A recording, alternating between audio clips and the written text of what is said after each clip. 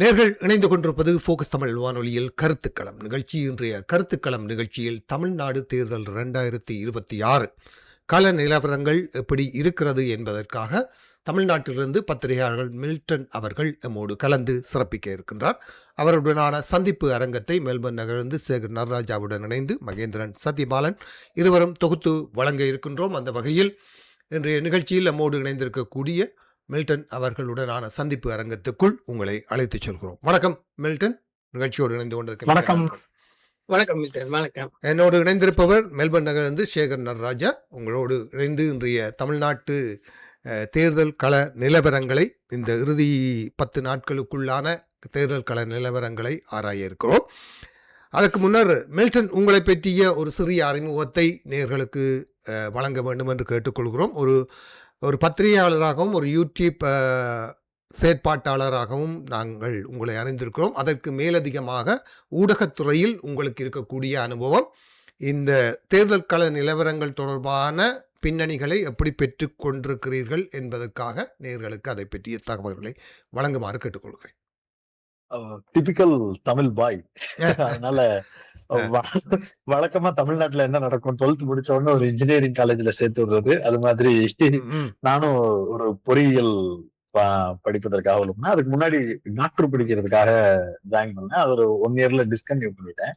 அதுக்கு பிறகு இன்ஜினியரிங் படிச்சுட்டு இருந்து முடியும் போதுதான் இந்த ஜல்லிக்கட்டு போராட்டம், இது ரிலேட்டடான சிக்கல். அதற்கு முன்பாக ஈழ போராட்டம் 2013 பாலச்சந்திரன் மரணத்தை ஒட்டி நடந்த போது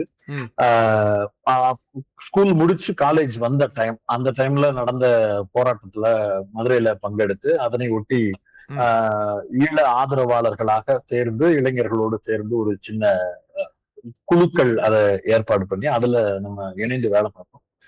மாணவர்கள், இளைஞர்கள் எல்லாருமே சேர்ந்து வேலை பார்த்தோம். அதற்கு பிறகு மெல்ல மெல்ல அப்படியே அரசியல் களம் அப்படிங்கிறது 2011 இருந்து கிரவுண்ட்ல இருந்து பார்க்கிறேன், தேர்தல் களத்தில் இருந்து பார்க்கிறேன். 13 போராட்ட களம் வருது. அதுக்கு பிறகு ஜல்லிக்கட்டு போராட்டத்தை ஒட்டி சில அமைப்புகளுடனான வேலைகள், அரசியல் வேலைகள் அப்படிங்கிறதோடு அது தொடர்புடையதா மாறுது. அது மெல்ல அது அப்படியே ஜேர்னலிசம் தொடர்பான ஆர்வத்தோடு இணைகிறது. அது இணைஞ்சு அதுக்கு பிறகு கிட்டத்தட்ட ஒரு 6-7 ஆண்டு காலமாக மீடியா துறையில பணியாற்றிட்டு இருக்கிறேன். இங்கே சென்னை, மதுரை அப்படிங்கிறது என்னுடைய பேஸ். கொஞ்சம் முழுக்க சென்னையில இருப்பேன், அப்புறம் மதுரை, அந்த மாதிரி மாறி மாறி ஒர்க் பண்ணிட்டு இருப்பேன். இதுதான் சிறிய அறிமுகம். நல்லது. ஒரு ஈழ ஆதரவாளர், ஈழ பிரச்சனைகள் தொடர்பான ஒரு உணர்வாளர் என்ற வகையிலும் கூட உங்களுடைய பயணம் இருந்திருப்பதை எட்டு மேல் அறிந்து கொள்வதிலே ஈழத்தமிழர்களாகிய எங்களுக்கு மிகுந்த சந்தோஷம். அந்த வகையில் இன்று நாங்கள் தமிழ்நாடு தேர்தல் களம் 2026 தேர்தல் 23ஆம் தேதி நடைபெறுகிறது. என்னை கேட்டால் ஒரு 4 முனைகளில் போராட்டம் என்று தான் நான் அறிந்திருக்கிறேன். சேகர், உங்களுடைய பார்வையிலே எத்தனை கட்ட போராட்டம் இருக்கிறது என்ற வகையில் நீங்களும் யோசித்திருப்பீர்கள். அதை தொடர்பாக நீங்கள் மில்டனுடன் உங்களுடைய முதலாவது கேள்வியுடன் நாங்கள் பயணிக்கலாம். சொல்லுங்க. ஆம், நாம் அறிந்ததின்படி திமுக, அதிமுக, தமிழக கழகம், நாம் தமிழர் கட்சி என்ற 4 முனை போட்டி. அதில் காலகாலமாக சீமான் உடைய வாக்கு வங்கி 5 4 6 வரலாம். அது அவள மாற்றத்தை தேர்தல் களத்தில் உருவாக்கும் என்று நாம் எதிர்பார்க்கவில்லை. அதிமுகவும் திமுகவும் கூட்டணி அமைத்தாலும் அது போன முறை அமைத்த கூட்டணி போலவே கிட்டத்தட்ட இருக்கின்றது. அவை அவர்களுடைய கொள்கைகளும் இதுகளும் பெரிய மாற்றங்களை உருவாக்கவில்லை. தமிழக வெற்றி கழகம் என்பதே புதிய ஒரு அணி. அந்த அணி வெல்லும் என்று சொல்வதை விட களத்தில் ஒரு மாற்றத்தை உருவாக்கும். அதாவது அவர்களுக்கு போகக்கூடிய வாக்குகள் எந்த திமுகவில் இருந்தோ அதிமுக இருந்தோ போவது என்பதை பொறுத்துத்தான் தேர்தல் முடிவுகள் மாற்றங்களை பெறும். இது எனது கணிப்பு. நீங்கள் உங்களுடைய கணிப்பில் தமிழக வெற்றி கழகத்தின் தாக்கம் தேர்தல் களத்தில் அவர்களுடைய தாக்கம் எப்படி இருக்கும் என்று சொல்ல முடியுமா?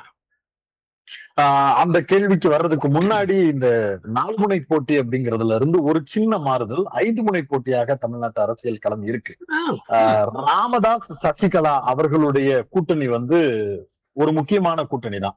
பலருக்கும் அது அதிர்ச்சியா இருக்கலாம். பட் ஆனா ஃபீல்டு ஜேர்னலிசத்துல நாங்க பார்க்கக்கூடிய சில ஃபேக்டர்ஸ் மட்டும் சொல்றேன். ஒரு உதாரணத்துக்கு தேர்தல் அரசியலை பொறுத்தவரையில பணம் செலவு பண்றது அப்படிங்கிறது வந்து மேஜர் ரோல் பண்ணும் எப்பவுமே. ஒரு கேண்டிடேட் எவ்வளவு செலவு பண்ணுவாரோ அதை ஒட்டி அந்த தேர்தலில் அவருக்கான வாக்குகள் முன்ன பின்ன வர்றதற்கான ஒரு சின்ன பாசிபிலிட்டிஸ் இருக்கு. முழு பாசிபிலிட்டி அதுல இருக்குன்னு நான் சொல்ல மாட்டேன். மைனர் சேஞ்சஸ் அதால நடக்க முடியும். அவரால் வந்து பணப்பட்டுவாடா பண்றது மட்டும் சொல்லல. இப்படி ஒருத்தன் இருக்கேன்றத கொண்டு போய் வீட்டுக்கு வீடா காட்டுறதுக்கு கூட பிரச்சாரம் பண்றதுக்கு பணம் செலவு பண்ண வேண்டியது இருக்கு. ஒரு உதாரணமா சொல்றேன், தேர்தல் ஆணையத்திற்கு எதிராக சொல்றதல்ல, ஜெனரலாவே சொல்றேன். ஒரு கேண்டிடேட் வந்து மினிமம் 5 கோடி ரூபாய் செலவு பண்றாரு அப்படின்னா கட்டாயம் அவர் வந்து 10,000 ஓட்டு வாங்க முடியும். அவரு 5 கோடி 10,000 5 கோடி ஆமா 5 கோடி செலவு பண்றாரு அப்படின்னா அவரால ஒரு 10,000 ஓட்டு வாங்க முடியும். அதை நீங்க பாசிட்டிவா எடுத்துக்கிறது நெகட்டிவா எடுத்துக்கிறதுலாம் ரெண்டாவது. 2011 இருந்து இந்த கிரவுண்ட பார்க்கறதன் அடிப்படையில இருந்து சொல்றேன். அதனால அவங்களால தாராளமா அப்படி ஒண்ணு பண்ண முடியும். ஒரு பெரும் பணக்காரர் மொத்த பணத்தை அவர்கிட்ட பல ஆயிரக்கணக்கான கோடிகளை வச்சுக்கிட்டு ஒரு குறிப்பிட்ட தொகுதியில மட்டும் 5 கோடி ரூபாய் மட்டும் செலவு பண்றாருனாலே, போக்கஸ்டா அந்த தொகுதிக்கு மட்டும் அவர் வேலை பார்த்தாருனாலே, அவருடைய பேரு, அவருடைய முகம், அவர் பிசினஸ் மேனுங்கிற அடையாளம், அதோடு அவருடைய பணம் அப்படின்ற டார்கெட்டோட அவர் வேலை பார்த்தாருன்னா சாலிடா அவரால் ஒரு 10,000 ஓட்டு வாங்க முடியும். அது வந்து யதார்த்தமான உண்மை. அதை நம்ம புரிஞ்சுக்கணும். அதன் அடிப்படையில் பார்க்கும்போது சசிகலா அவர்களும் ராமதாஸ் அவர்களும் களத்தில் நிறுத்தி இருக்கக்கூடிய வேட்பாளர்கள் தனி சின்னத்துலதான் இருக்கிறாங்க. ஒரு தென்னந்தோப்புல இருக்கிறாங்க, சிலிண்டர் சின்னத்துல இருக்கிறாங்க. இந்த மாதிரி சின்னங்கள் மாறி மாறி இருக்கு. பொதுவாக ஒரு சின்னம் அப்படிங்கிறது அவங்களுக்கு கிடைக்கல. ஆனாலும் பல பகுதிகளில் ராமதாஸ் அவர்கள் நிறுத்தி இருக்கக்கூடிய வேட்பாளரும் சசிகலா நிறுத்தி இருக்கக்கூடிய வேட்பாளர்களும் இண்டிவிஜுவலா தங்களுடைய சாதி, தங்களுடைய பலம், தங்களுடைய பாப்புலாரிட்டி இதன் அடிப்படையில் மட்டுமே அவர்கள் நிற்கக்கூடிய சில தொகுதிகளில் 5,000 10,000 வாக்குகள் வாங்குவதற்கு தகுதியுள்ள வேட்பாளர்களாக 5 10 பேர் இருக்கிறாங்க. இது முதல் இரண்டு திமுக அதிமுக வாங்கக்கூடிய வெற்றியை தீர்மானிக்கக்கூடிய வாக்குகளாகவும் இருக்கும். போன தேர்தலில் அமமுக எப்படி ஒரு ரோல் பண்ணுச்சோ, ஒரு கீ ரோல் பண்ணுச்சோ, அதற்கு அந்த அளவுக்கு பெருசா இல்லைனாலும் ஒரு குறிப்பிட்ட அளவு 5 10 தொகுதிகளுக்கு வேலை பார்ப்பதற்கு செய்கிறாங்க. ஒரு உதாரணம் சொல்றேன். சசிகலா அவர்கள் நிறுத்தி இருக்கக்கூடிய சாத்தூர் வேட்பாளர் அவருடைய தனி பலத்திலேயே அவர் 7,000 ஓட்டு வாங்க முடிகிற அளவுக்கான பொட்டன்ஷியல் உள்ள ஆள். இப்ப இப்படியான ஃபேக்டர்ஸ் வந்து இது வந்து நயினார் நாகேந்திரனுடைய வெற்றியில பென்ஸை வர வைக்குமான்னு கேட்டா வர வைக்கலாம். அந்த பேனிக் இருக்கு, கிரவுண்ட்ல அந்த பேனிக் இருக்கு. நயினார் வந்து அவர் தொகுதியை விட்டு வெளியில வந்து பாலிடிக்ஸ் பண்ண முடியாத நெருக்கடிய அந்த களம் அவருக்கு கொடுத்துக்கிட்டு இருக்கு. இது மாதிரி பல தொகுதிகள்ல இருக்கிறதால நான் இதை 5 முனை போட்டி அப்படிங்கறத அடிப்படையில சொல்ல வரேன். அதாவது நீங்கள் குறிப்பிட விரும்புவது இந்த சிறிய அணியினர், சிறிய கட்சிகள் என்று கருதுபவர்கள் பெரிய கூட்டணிகளினுடைய வாக்கு பலத்தில் ஒரு பாரிய தாக்கத்தை ஏற்படுத்துவார்கள் என்றுதான் நீங்கள் அப்படி மட்டும் இல்ல. சிறிய கட்சிகள் அல்ல, ராமதாசும் சசிகலாவும் பெரிய கட்சிகளின் வாக்கு வங்கியை பெற்றிருக்கக்கூடிய பிரபலங்கள். ராமதாஸ் என்கிற நபர் பாமக என்கிற 5% 6% வாக்கு வங்கியை வைத்திருக்கக்கூடிய கட்சியின் அவரை போட்டு அவங்க பையன் வந்து நிக்கிறாருன்றப்ப டேடிக்கு ஓட்டு போடுறதுக்குன்னு இருக்கக்கூடிய இடஒதுக்கீட்டு போராட்டத்தில் பங்கெடுத்த பாமகவின் மூத்த முன்னோடிகள் எல்லாரும் என்ன பண்ணுவாங்க? ராமதாஸ் அவர்கள் வட மாநிலத்தை தவிர்த்துட்டு வேறு ஒரு மாநிலங்களுக்கு வரும்போது, வேறு ஒரு மாவட்டத்தில் வேறு ஒரு திசைக்கு வரும்போது அவருக்கு செல்வாக்கு இருக்காது. அத நம்ம புரிஞ்சுக்கிறோம். இப்ப திலகபாமாவை பெரம்பூர் தொகுதியில நிப்பாட்டினாங்க. பெரம்பூர் தொகுதிக்கும் பாமகவுக்கும் என்ன சம்பந்தம் இருக்கு? விஜயை எதிர்த்து நிற்கக்கூடிய வேட்பாளர். அங்க பாமகவுக்கு செல்வாக்கு கிடையாது. ஆனா ராமதாஸ் போட்டி வேட்பாளராக நிறுத்தக்கூடிய தர்மபுரி தொகுதி, அந்த பகுதி இருக்குல்ல, அந்த பெல்ட், வட மாவட்ட பெல்ட்டுகள் இருக்குல்ல, அங்க அவருக்கான ஓட்டாங்களே ரெண்டாட்டு பாருங்க. ராமதாஸ் தரக்கூடிய வாக்குங்கிறது வந்து திமுகவுடைய ஓட்டு அவர் வாங்க மாட்டாரு, அதிமுகவோட ஓட்டு வாங்க மாட்டாரு. அவருக்கு இருக்கக்கூடிய ஓட்டு ம், ம், ம், ம். அப்ப சசிகலா சவுத் சைடுல அவங்களுக்கு பெருமலை கல்லர் சமூகமா இருக்கட்டும், மறவரா இருக்கட்டும், அகமுடையாரா இருக்கட்டும், அது போக அவங்களுக்குன்னு இருக்கக்கூடிய அவங்களே லேண்ட்லார்டாவே பார்த்து இருக்கக்கூடிய ஒரு கூட்டத்துக்கு நம்ம ஏரியாப்பா சசிகலாப்பா, நம்ம ஆளுகப்பா இப்படிங்கிற மைண்ட் செட் இருக்கக்கூடிய நபர்களுக்கு அவங்க தான் பிரதானம். ஆனா அந்த சவுத்தை தாண்டி அவங்க வேற எங்கேயாவது வெளியில வந்து சென்னையில ஓட்டு வாங்கலாம்னு கேட்டா வாங்க மாட்டாங்க. பெரும்பான்மையா அவர்கள் இருக்கக்கூடிய பகுதிகளிலே அவர்கள் தனித்து விடப்படும் போது அவர்கள் பெறக்கூடிய வாக்குங்கிறது மேஜர் ரோல் பண்ணும். ம். இல்ல நீங்கள் அந்த சாதியை குறிப்பிட்டு சொன்னபடியால் சொல்கிறேன். நீங்கள் சசிகலா உடைய சாதி இனர் அவர்களுக்கான வாக்கு வங்கியை கொடுப்பார் என்று சொல்கிறார்கள். தினகரனும் அதே சாதியை சேர்ந்தவர். ஆகவே இது சிக்கல் இருக்கும் அல்லவா அந்த சாதியை சேர்ந்தவர்களுக்கு? என்ன பிரச்சனைனா சார், எமோஷனலா தமிழ்நாடு மக்கள் கிட்ட விக்டிம் கார்டு பிளே பண்ண முடியும் சசிகலாவால. ம். அமமுக தினகரனால சரண்டர் பிளே பண்றாரு அவரு. அவர் வந்து அவருடைய சமூக மக்கள் கிட்ட அவரை வந்து ஹீரோவா, அவரை வந்து எதிர்த்து நிக்கக்கூடிய ஒரு நபரா பார்த்துக்கிட்டு இருக்கிற ஒரு கூட்டம் இப்ப அவர் சரணடைந்ததா பார்க்கும்போது அவருக்கு அந்த வாக்கு கொடுப்பாங்கன்றதுக்கு உத்தரவாதம் கிடையாது. மாறா நான் இன்னமும் தனிச்சு நிக்கிறேன், இன்னமும் இந்த பிஜேபி என்னைய ஒடுக்கிருச்சு பாரு, இன்னமும் என்னைய இந்த அதிமுக என் காலில் விழுந்து அதிகாரத்தை வாங்கிட்டு இப்ப என்னையவே இடம் கொடுக்க விடாம தனியா நிப்பாட்டிட்டாங்க பாருன்னு சசிகலா பேசுறது போன தேர்தலில் அமமுக ஏற்படுத்திய தாக்கத்துக்கு நெருக்கமான தாக்கத்தை ஏற்படுத்தும்.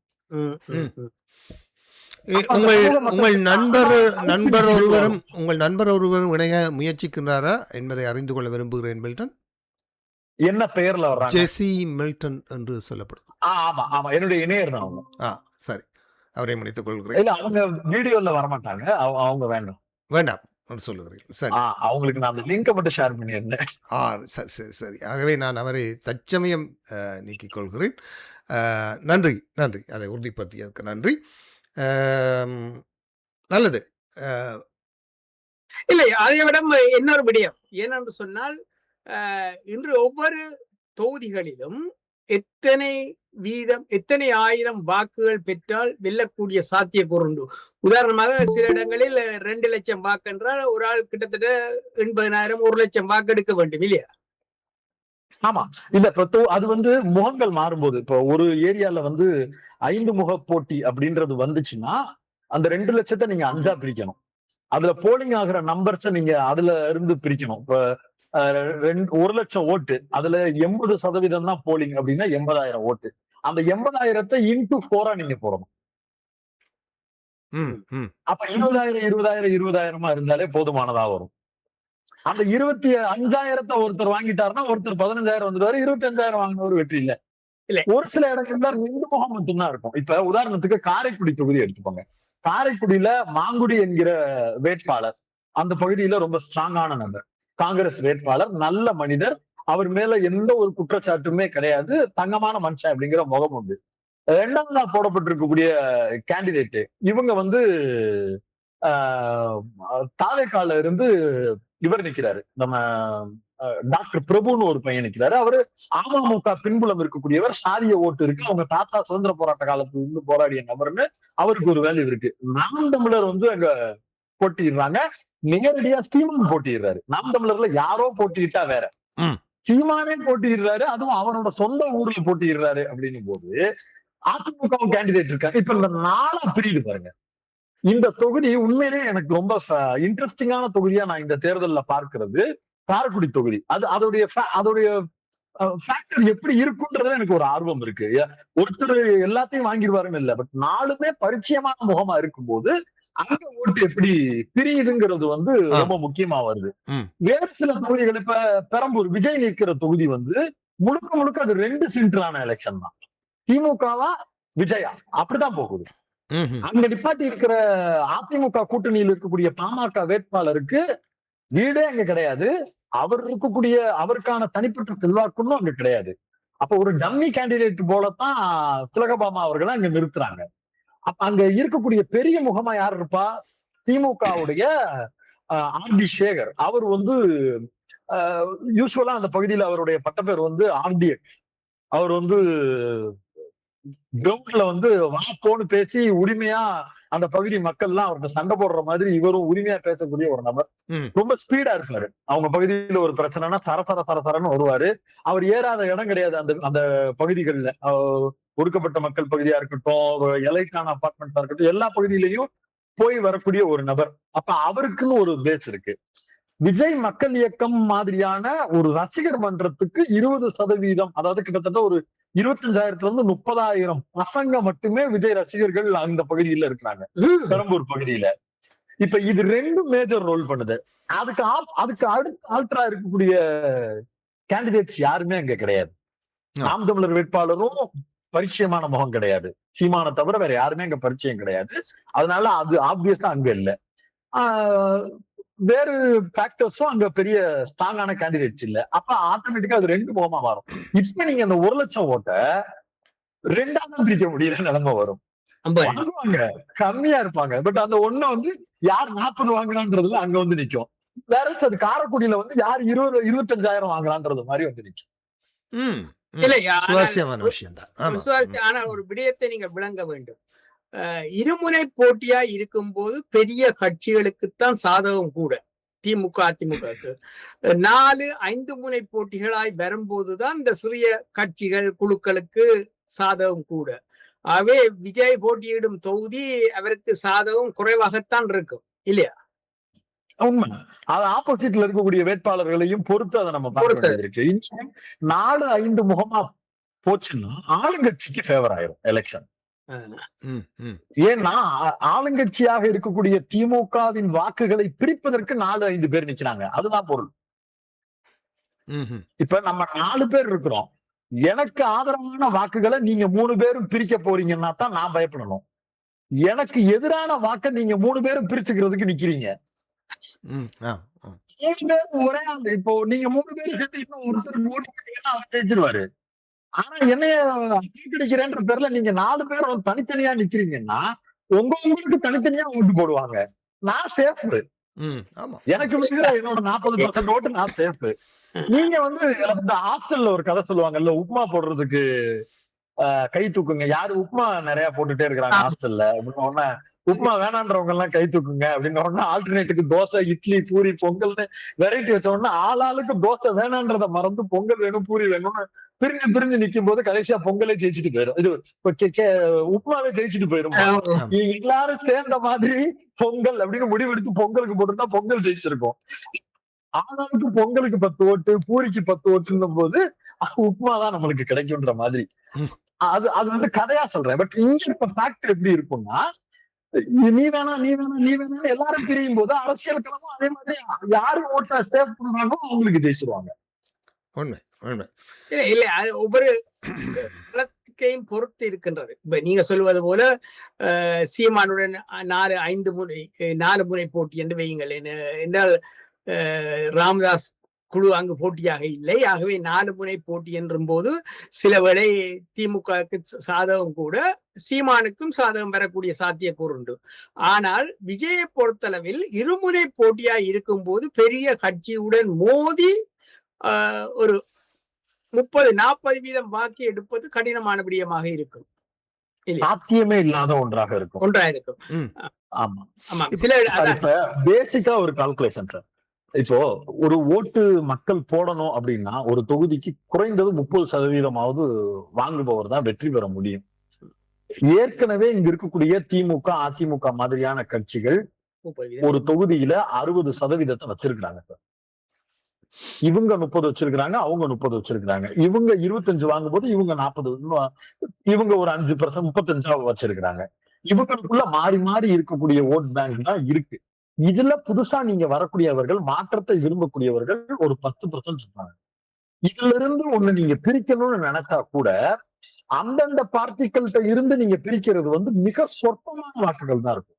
அது வெற்றியை தீர்மானிக்கக்கூடிய வாக்குகளா இருக்கவே இருக்காது. அதனாலதான் விஜய் நிற்கக்கூடிய தொகுதிகளிலேயே அவனால வெற்றி பெற முடியுமா அப்படிங்கிற சந்தேகம் வர ஆரம்பிக்குது. இன்னொரு முக்கியமான ஃபேக்டர் மூத்த பத்திரிகையாளர் தராசு ஷாம் சொன்னாரு.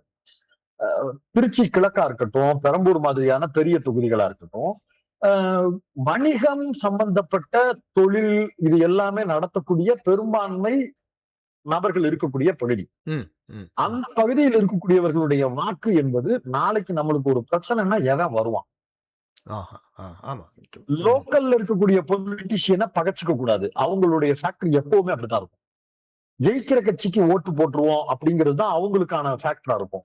விஜய் வந்து ஆட்சிக்கு வரப்போறது இல்லைன்னு தெரிஞ்சதுக்கு பிறகு பெரம்பூர்ல தொழில் பண்ணிக்கிட்டு இருக்கிற ஒருத்தர் அவங்களுக்கு ஓட்டு போட்டாருன்னா, நாளைக்கு ஆளுங்கட்சியா திமுகவோ அதிமுகவோ வந்தாங்கன்னா நம்மளால எப்படி இருக்க முடியும்?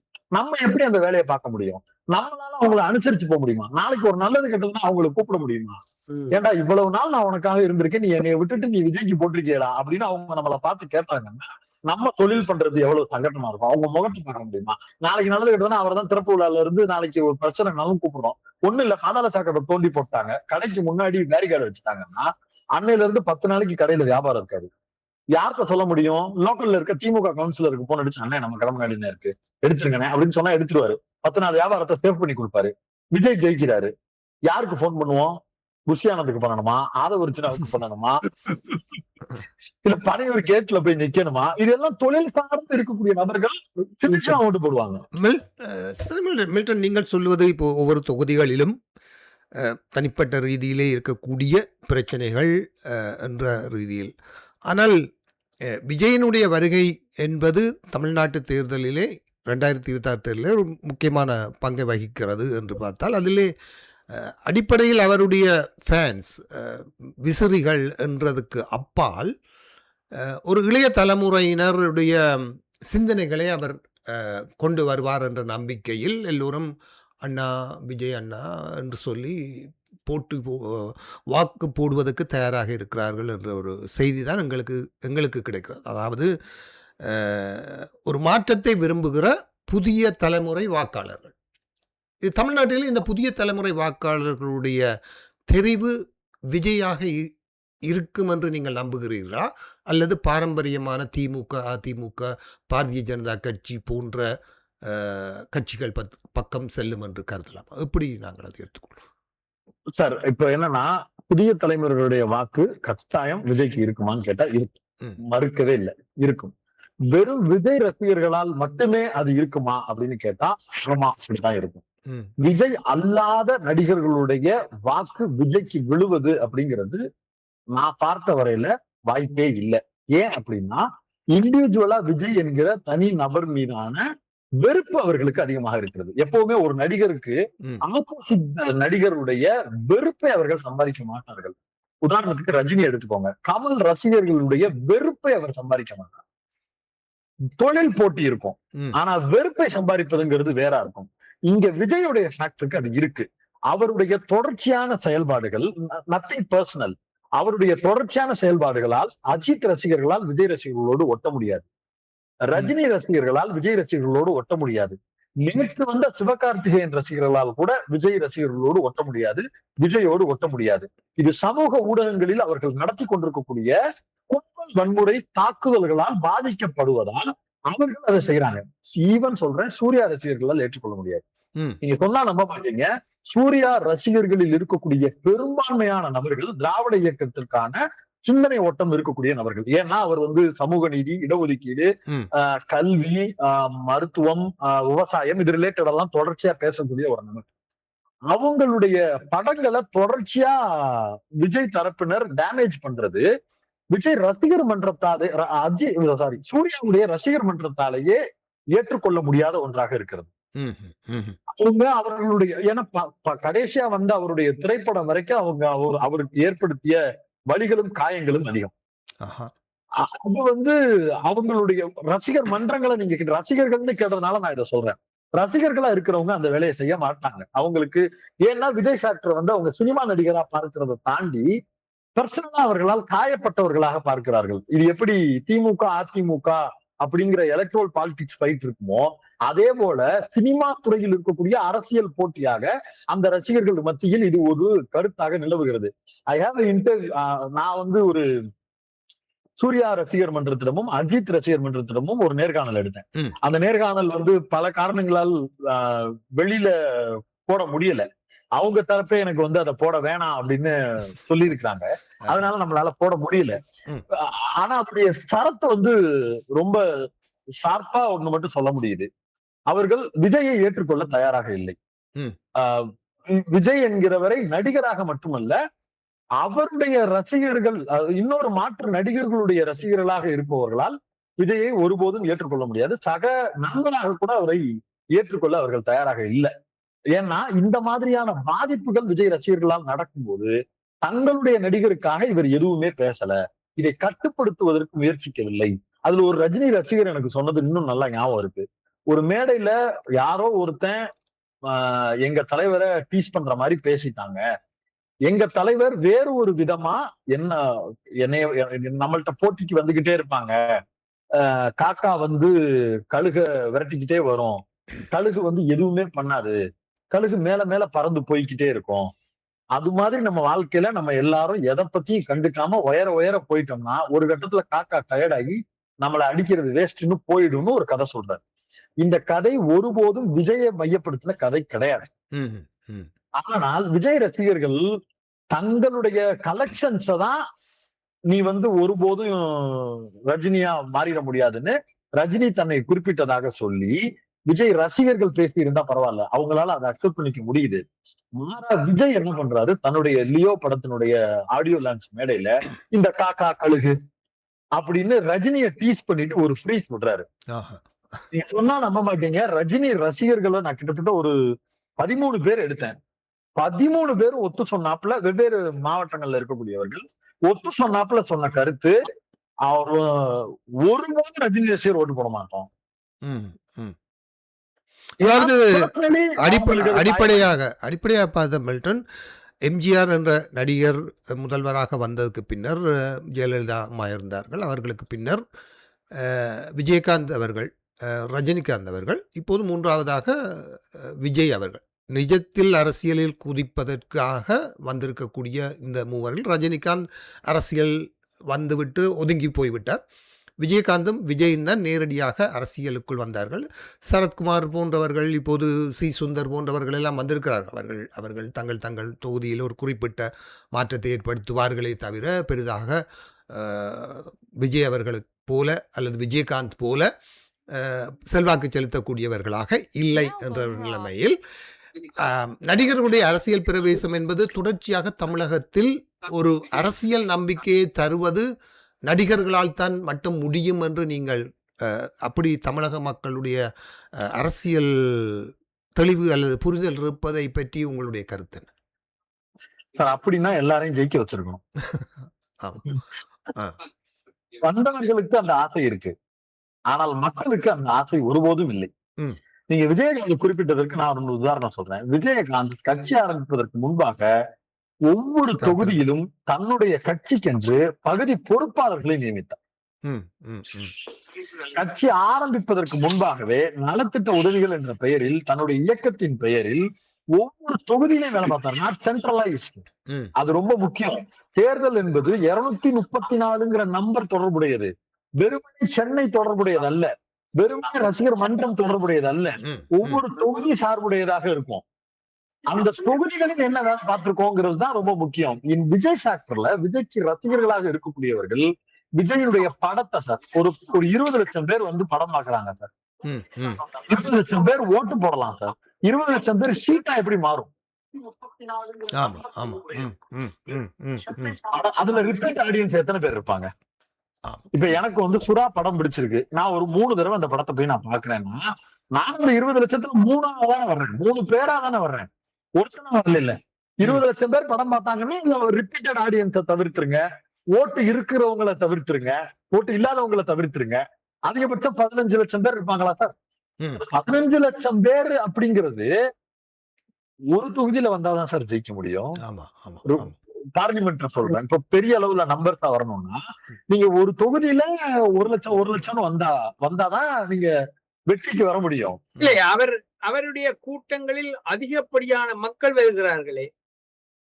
அதான் சார் சொல்றேன். நீங்க சொல்ற அந்த 15 லட்சம் படம் டிக்கெட் கொடுத்து தியேட்டர்ல பார்க்கக்கூடிய கூட்டம் வரத்தான் செய்வாங்க. இல்ல, அவருடைய தேர்தல் கூட்டங்கள், இதை சார்ந்து வைத்த கூட்டங்கள் நெருக்கடிகள் நிறைந்த மக்கள் தொகை கூடிய கூட்டங்களாக இருந்தது. அதான் சார் கணக்கு. 10% வச்சுக்கோங்க. தமிழ்நாட்டின் ஜனத்தொகையில் 10% வச்சுக்கோங்க. ஆ, ஆ. அதை தாண்டி அது அனைத்தும் தொகுதிகளாக நீங்க என்னவா டிசைட் பண்ண முடியும்?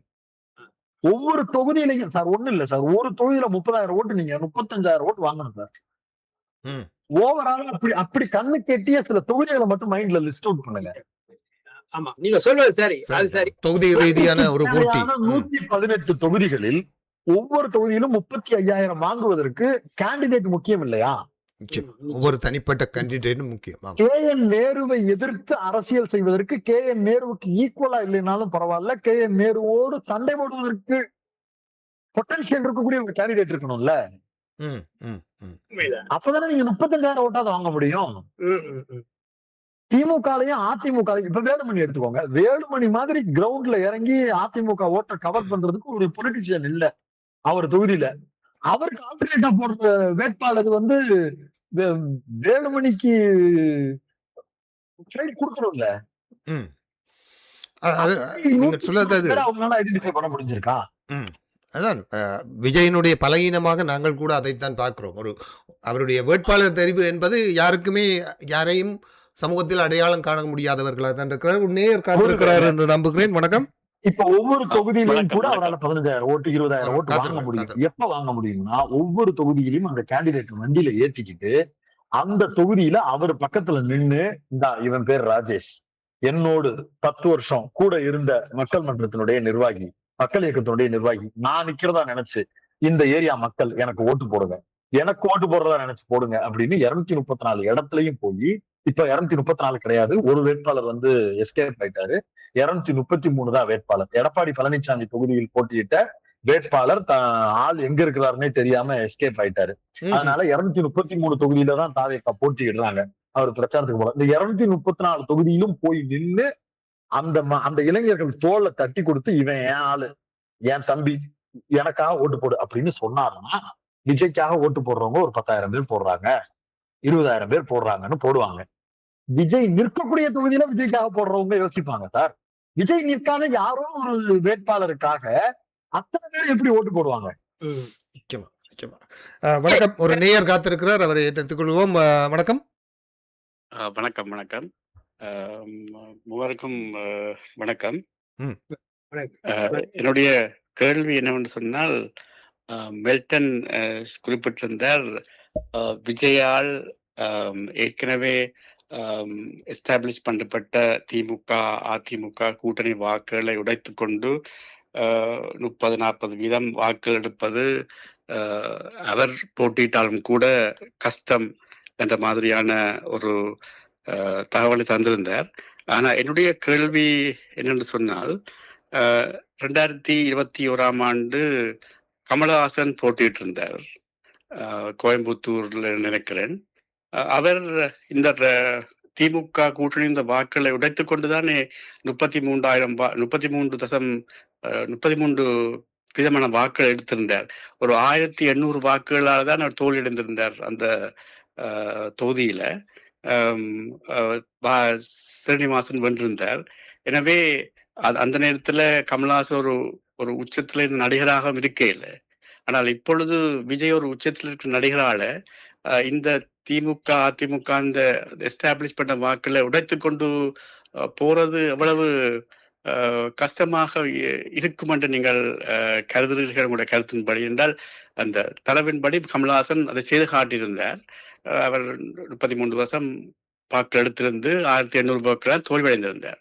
எனவே விஜய் இப்பொழுது முன்னணி நடிகராக இருக்கும் பொழுது அவரால் வெற்றி பெறுவது தன்னுடைய தொகுதியிலாவது இலகுவாக இருக்கும் என்று நான் நினைக்கிறேன். உங்களுடைய கருத்து என்ன அதை பற்றி? சார், ரொம்ப முக்கியமான பார்வை தான், நுட்பமான பார்வையும் கூட. 2021 கமல் ஃபேக்டருக்கு வர்றதுக்கு முன்னாடி நான் சொல்லிடுறேன், நான் விஜய் போட்டியிடக்கூடிய தொகுதியில் விஜய் வந்து ரொம்ப குறைவா வாக்கெடுப்பாருன்னு சொல்லல. 2 முனை போட்டியா தான் பெரம்பூர் இருக்குன்றதையும் நான் அழுத்தினேன். அங்க மட்டும்தான் அவரால் 2ஆ ஜெயிக்க முடியும்.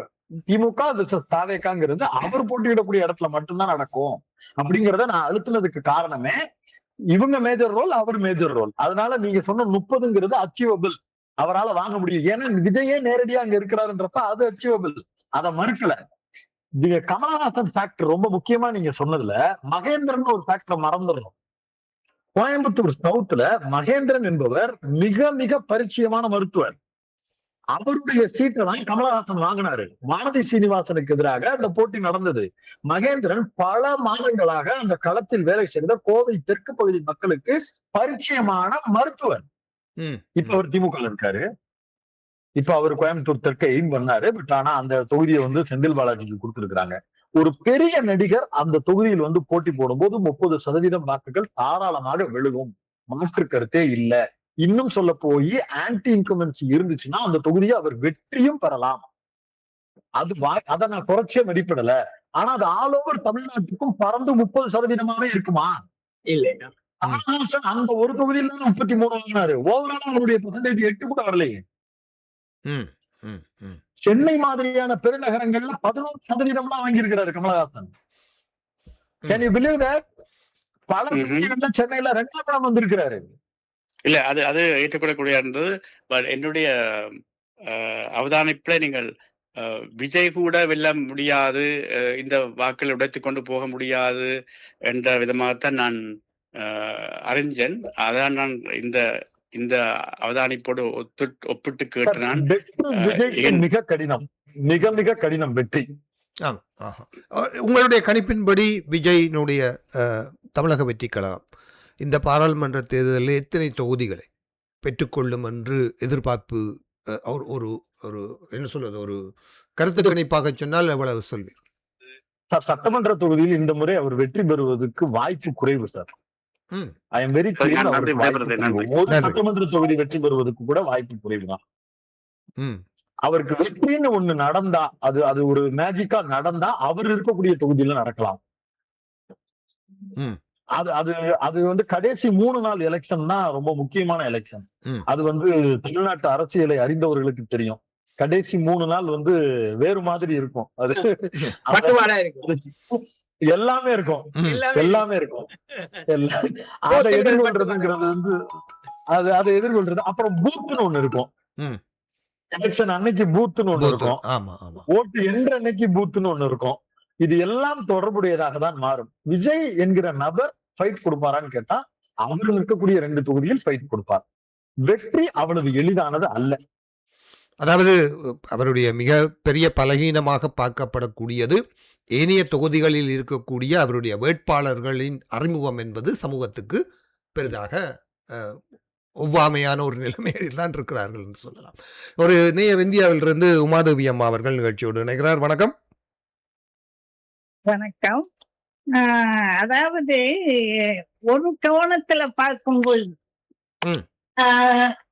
திடீர்னு ஒரு கட்சி ஆரம்பிச்சு எந்த ஒரு சமூக சேவையும் செய்யாம ஒரு வருஷத்துக்குள்ள தேர்தல் முனைந்து நிற்பது ஒரு கடினமான காரணம். ஆனா இன்னைக்கு, அதாவது நான் இப்போ என்னுடைய ஊருக்கு வந்திருக்கேன், கூட்டுக்குச்சி, அதுவும் ஓட்டு போடுற காரணத்தான். அதுல என்ன சொல்றேன்னா, இங்கு மக்களை நான் சந்தித்து விசாரிப்பது போல் நானும் சர்வே நடத்துகிறேன். அதன்படி பார்த்தால் இந்த திமுகவுடன் கூட்டணி வைத்திருக்கிற காங்கிரஸ் மேலிடத்துல வேற வழி இல்லை. அங்க பார்லிமெண்ட்ல இவங்க சப்போர்ட் வேண்டி இருக்கிறதால, இவங்கள்ட்ட இருந்து முறிச்சிட்டு போக முடியாதுங்கிறதால தமிழ்நாட்டுல உள்ள ஒரு சில காங்கிரஸ்காரர்கள் இந்த வரவேற்கல, இந்த திமுக கூட்டணி வரவேற்கல. அதுலயும் குறிப்பாக சென்னை இதுல வேணா அது பாதிக்கப்படாது. ஆனா தெற்கு மாவட்டங்களில், அதாவது நெல்லை, தூத்துக்குடி, கன்னியாகுமரியில காங்கிரஸ் நிக்குது. நெல்லை, தூத்துக்குடி மற்றும் வேறு எந்த இடத்தில் காங்கிரஸ் இல்லாம நிக்குதோ, திமுக நிக்குதோ, அந்த இடத்துல காங்கிரஸ் ஆட்கள் எல்லாருடைய வாக்குகள் தாவேக்காக்கு அப்படின்னு ஒரு நிலைமை. அப்புறம் இவர் சொல்றது இளைஞர்கள் ரசிகர்கள், அதை நான் ஏற்றுக்கொள்ள முடியாது. இவர் பேட்டி கண்ட ரஜினி ரசிகர்கள் வேணா இருக்கலாம். ஆனா நான் பேட்டி கண்ட ரஜினி ரசிகர்கள் ம், ம், வந்து அவரை அவரை ரஜினிய இந்த கழுதை கதைய ரஜினி ரசிகர் ரஜினி ரசிகர்களே அதற்காக கைதட்டி விஜயத்தான் அவர் குறிப்பிட்டார் என்று பேசினதும் உண்மை. அவர் அத்தகையவர் தான் என்று நான் தீர்மானமாக சொல்லுவேன். அதனால ரஜினிகாந்த் உடைய ரசிகர்களும் ஓட்டு போடலாம். சூர்யாவோட ரசிகர்கள் தான் ஓட்டு போடுறது சந்தேகம். ஏன்னா சூர்யாவுக்கு கொஞ்சம் டிஎம்கே பேக்கிங் உண்டு. அதனால அந்த பக்கம் இருக்கும். திராவிட இயக்கத்தை வெறுக்கிற மில்டன் கொஞ்சம் திராவிட இயக்கம் சார்பாக பேசக்கூடியவர். அவருடைய இன்டர்வியூஸ் ஃபுல்லா ரெகுலரா கேட்கிறவர். அதனால கூறிக்கொள்கிறேன், திராவிட இயக்கத்துக்கு சேராதவர்கள், ஆதரிக்காதவர்கள் தாவேக்காக்கு போட வாய்ப்பு உண்டு. அதனால ஒரே அடியாக சொல்ல முடியாது. ஆனாலும் விஜய் வெல்லும் வாய்ப்பு குறைவு. ஆனால் அவர் கூறிய கூற்றுகள் அனுமானங்கள் தவறு. ஒருவேளை அவருடைய பேட்டியை வச்சு பேஸ் பண்ணி அவர் கொடுத்திருக்காரு. நான் என்னுடைய பேட்டிகள், நான் தனிப்பட என்னுடைய மாணவர்களை வைத்து சர்வே நடத்தவே இங்க வந்திருக்கேன். அதுல வைத்து பார்த்ததில்ல. தூத்துக்குடி, தாத்தாக்குளம், திருச்செந்தூர் இந்த மாதிரி இடங்கள் எல்லாம் ஏடிஎம்கேக்கும் போகாது, டிஎம்கேக்கும் போகாது. அதுவும் இங்க தூத்துக்குடியில நிக்கிறது சிட்டிங் எம்எல்ஏ அட்டகாசத்தின் உருவம் எனது ஸ்டூடெண்ட் தான் கீதா ஜீவன். அதனால இங்க அவங்களால பாதிக்கப்பட்ட அந்த குடும்பத்தால பாதிக்கப்பட்டவர்கள் நிறைய பேர் இருப்பதால் அவருக்கு போட வேண்டிய, திமுகவுக்கு போட வேண்டிய ஓட்டு தாவேக்காக்கு போகும். அதுதான் இன்றைய நிலைமை. அதை மட்டும் கூறிக்கொள்கிறேன். வாய்ப்பு தந்தமைக்கு மிக்க நன்றி. நன்றி நன்றி நன்றி. ஆம். இல்லை, சில தொகுதிகளில் இப்படிப்பட்ட மாற்றங்கள் உருவாகும். பரந்துபட்ட தமிழ்நாட்டில் இப்படி ஒரு மாற்றம் உருவாகுமோ தெரியவில்லை. அவர் தனது கணிப்புகளை சொன்னார். இலங்கையை பொறுத்தளவில் ஒரு கட்சி, ஒரு அரசியல் மாற்றம் உருவாவதற்கு காரணம் ஒரு மாற்றத்தை மக்கள் விரும்பினார்கள். அதுக்காக இந்த கட்சி கடுமையாக உழைத்தது என்பதை விட மக்கள் பழைய கட்சிகளில் வெறுப்பு ஏற்பட்டு மாற்றத்தை விரும்பியதால் அதிகப்படியான ஆதரவில்லாத ஒரு கட்சி ஆட்சிக்கு வந்தது. அதே போல மாற்றத்தை விரும்பக்கூடிய நிலை அங்கு உண்டா? இல்ல சார். ஏன் அதை சொல்றேன்னா, அப்படின்னா அதிமுக ஜெயிச்சிருக்க கூடாது. வேறு ஒரு மாற்றுங்கிறது இங்க இருக்கக்கூடிய திராவிட இயக்கத்துக்கு மாற்றம் பாஜக தான். மாற்றம் வேணும்னு நினைக்கிறதுங்கிறது எந்த தன்மையில் இருந்து இந்த கொள்கையில் அவர்களுக்கு மாற்றம் தேவையில்லை. தமிழ்நாட்டின் பெரும்பான்மை வாக்காளர்களுடைய மைண்ட் செட்டு நம்ம safe, state is safe because of DMK ADMK. Life is very smooth comparatively with other states all over India. இந்த மாற்றம் என்பது எங்களுக்குள்ள மாற்றமா இருக்கணுமே தவிர எங்களை மீறி ஒரு மாற்றமா இருக்க வேண்டிய அவசியம் இல்லைங்கிறது they are very clear. அதனாலதான் they never allow BJP, they never allow Congress அவங்களே தனிச்சு நிக்கிறது அப்படிங்கிற அந்த ஃபேக்டரை கூட அவங்க அதை உருவாக்குறது கிடையாது. மாற்றம்ன்றது என்ன? விஜய் இப்ப பேசுவது மாற்றமா? இல்ல. அதனால விஜய்க்கு அக்செப்டன்ஸ் சமூகத்துல கிடைக்கும்.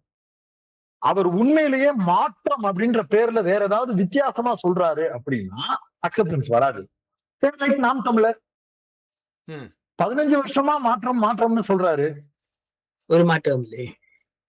ஓட்டா கிடைக்காது, வெற்றி கிடைக்காது, ஒரு சீட்டு ஜெயிக்க முடியாது. மாற்றம்ன்றது வெளியில இருக்கக்கூடிய நபர்களுக்கு மக்கள் மாற்றத்தை விரும்புகிறார்கள், மாற்றத்திற்கான நேரம் வந்து விட்டது அப்படின்னு சொல்லுவாங்க. யாருன்னா அந்த 10% சொல்லுவாங்க. எலெக்ஷனுக்கு எலெக்ஷன் மாத்தி மாத்தி ஓட்டு போடுறதுதான் அந்த மாற்றமே தவிர ஒட்டுமொத்த ஐடியாலஜிக்கல் மாற்றம் அல்ல. இன்னைக்கு பாஜகவுடைய தேர்தல் அறிக்கை வந்திருக்கு. போய் பாருங்க வாய்ப்பு இருக்கிற நண்பர்கள். மாதம் பெண்களுக்கு 2000 ரூபாய் கொடுக்குறேங்க நாங்க. ஆமா ஆமா. எங்க இருக்கு மாற்றம்? ஓசிதான் அப்ப இங்க எதை வந்து எதை மக்கள் மாற்றம்லாம் எதிர்பார்க்கல. திமுக சொல்லுகிறதோ, எதை அதிமுக ஆமா ஆமா. இல்லை நல்லபடியா நீங்க சொன்னது ஏனென்று சொன்னால் மாற்றம் என்று சில நாடுகளில் மக்கள் ஒரு பசி பட்டினி கொடுமைகளை அனுபவிக்கும் போது மாற்றத்தை உருவாக்குவார்கள். ஆனால் தமிழ்நாட்டை பொறுத்தளவில் ஜிடிபி 11.6% உயர்ந்திருக்கிறது. அது உலக சரித்திரத்திலேயே இவ்வளவு தூரம் ஒரு பெரிய மாற்றத்தை வேறு எந்த நாடுகளுமே கண்டதில்லை. அவை அவ்வளவு பாரிய வளர்ச்சியை தமிழ்நாடு கண்டுள்ளது. பல வெளிநாட்டு நிறுவனங்கள் போன்ற car company, electronic company, apple போன்றவர்கள் அங்கு வந்து முதலீடு செய்கிறார்கள். இவ்வளவு பாரிய வளர்ச்சியை தந்த ஸ்டாலினை மக்கள் மறக்கக்கூடிய சாத்தியக்கூறு இருக்கும் என்று நீங்கள் நினைக்கிறீர்களா? இல்ல சார், அதாவது இந்த கிரைட்டீரியாஸ மட்டும் வச்சு மக்கள் ஓட்டு போடுவாங்க அப்படிங்கறத நான் யோசிக்கல. அவர்களுக்கு அடுத்து என்ன எக்ஸலண்டான ஒரு விஷன் கொடுக்குறீங்கன்றது கன்சிடர் பண்ணுவாங்க. இந்த 8000 ரூபாய் கூப்பன்ங்கிறது வந்து அவங்களுக்கு இன்னும் பெரிய ப்ராசஸ உருவாக்கி இருக்கு. ஓட்டிங்ல வந்து பெரிய சென்ஸை கிரியேட் பண்ணிருக்கு. நான் வந்து அதை பெருசா யோசிக்கல. ஃபீல்டுக்கு போறதுக்கு முன்னாடி வரைக்கும் ஒரு அறிவிப்பு அப்படிங்கிற அந்த லெவல்ல நான் புரிஞ்சுக்கிட்டேன். பல இடங்கள்ல, அதாவது கொஞ்சம் எஜுகேட்டட் பேக்ரவுண்ட்ல இருக்கக்கூடிய மக்கள் மத்தியில நான் முதல்வன், நீங்க சொல்லக்கூடிய அந்த தொழில்முறை முன்னேற்றம், பொருளாதார ரீதியான முன்னேற்றம், இது எல்லாமே கால்குலேட் பண்றாங்க. அர்பன் அப்புறம் ரூரல்ல கொஞ்சம் மெயின்ல பெருசா இருக்கக்கூடிய நகரங்கள், இவங்க எல்லாரும் அதை அட்ரஸ் பண்ணிக்கிறாங்க. லேமேன்ஸ் பெர்ஸ்பெக்டிவ்ல 1000 ரூபாய்ங்கிறது 2000 ரூபாயா வரப்போகுது. மாத உரிமை தொகை 2000 ரூபாய் பெண்களுக்கு வரப்போகுது. இது வந்து மேஜர் ரோல் பண்ணிருச்சு. இன்னொன்னு, இத ஸ்டாலின் கொடுத்துருவாருன்ற நம்பிக்கை அவங்களுக்கு வந்துருச்சு. ஏன் எடப்பாடியும் 2000 ரூபாய் கொடுக்குறேன்னு சொல்றாரு அப்படின்னா, இல்ல ஸ்டாலின் கொடுத்துட்டாருல, அதனால அந்த எட்ஜ் ஸ்டாலின் கையில இருக்கு. இதே போல 8000 ரூபாய் கூப்பன்ங்கிறது எனக்கு என்ன வேணுமோ அதை நான் வாங்கிச்சிடலாம் அப்படிங்கிறது மேஜர் ரோல் பண்ணுது. இதுதான் பெரும்பான்மையான வாக்குகளை இந்த பக்கம் திருப்பிட்டு வருது.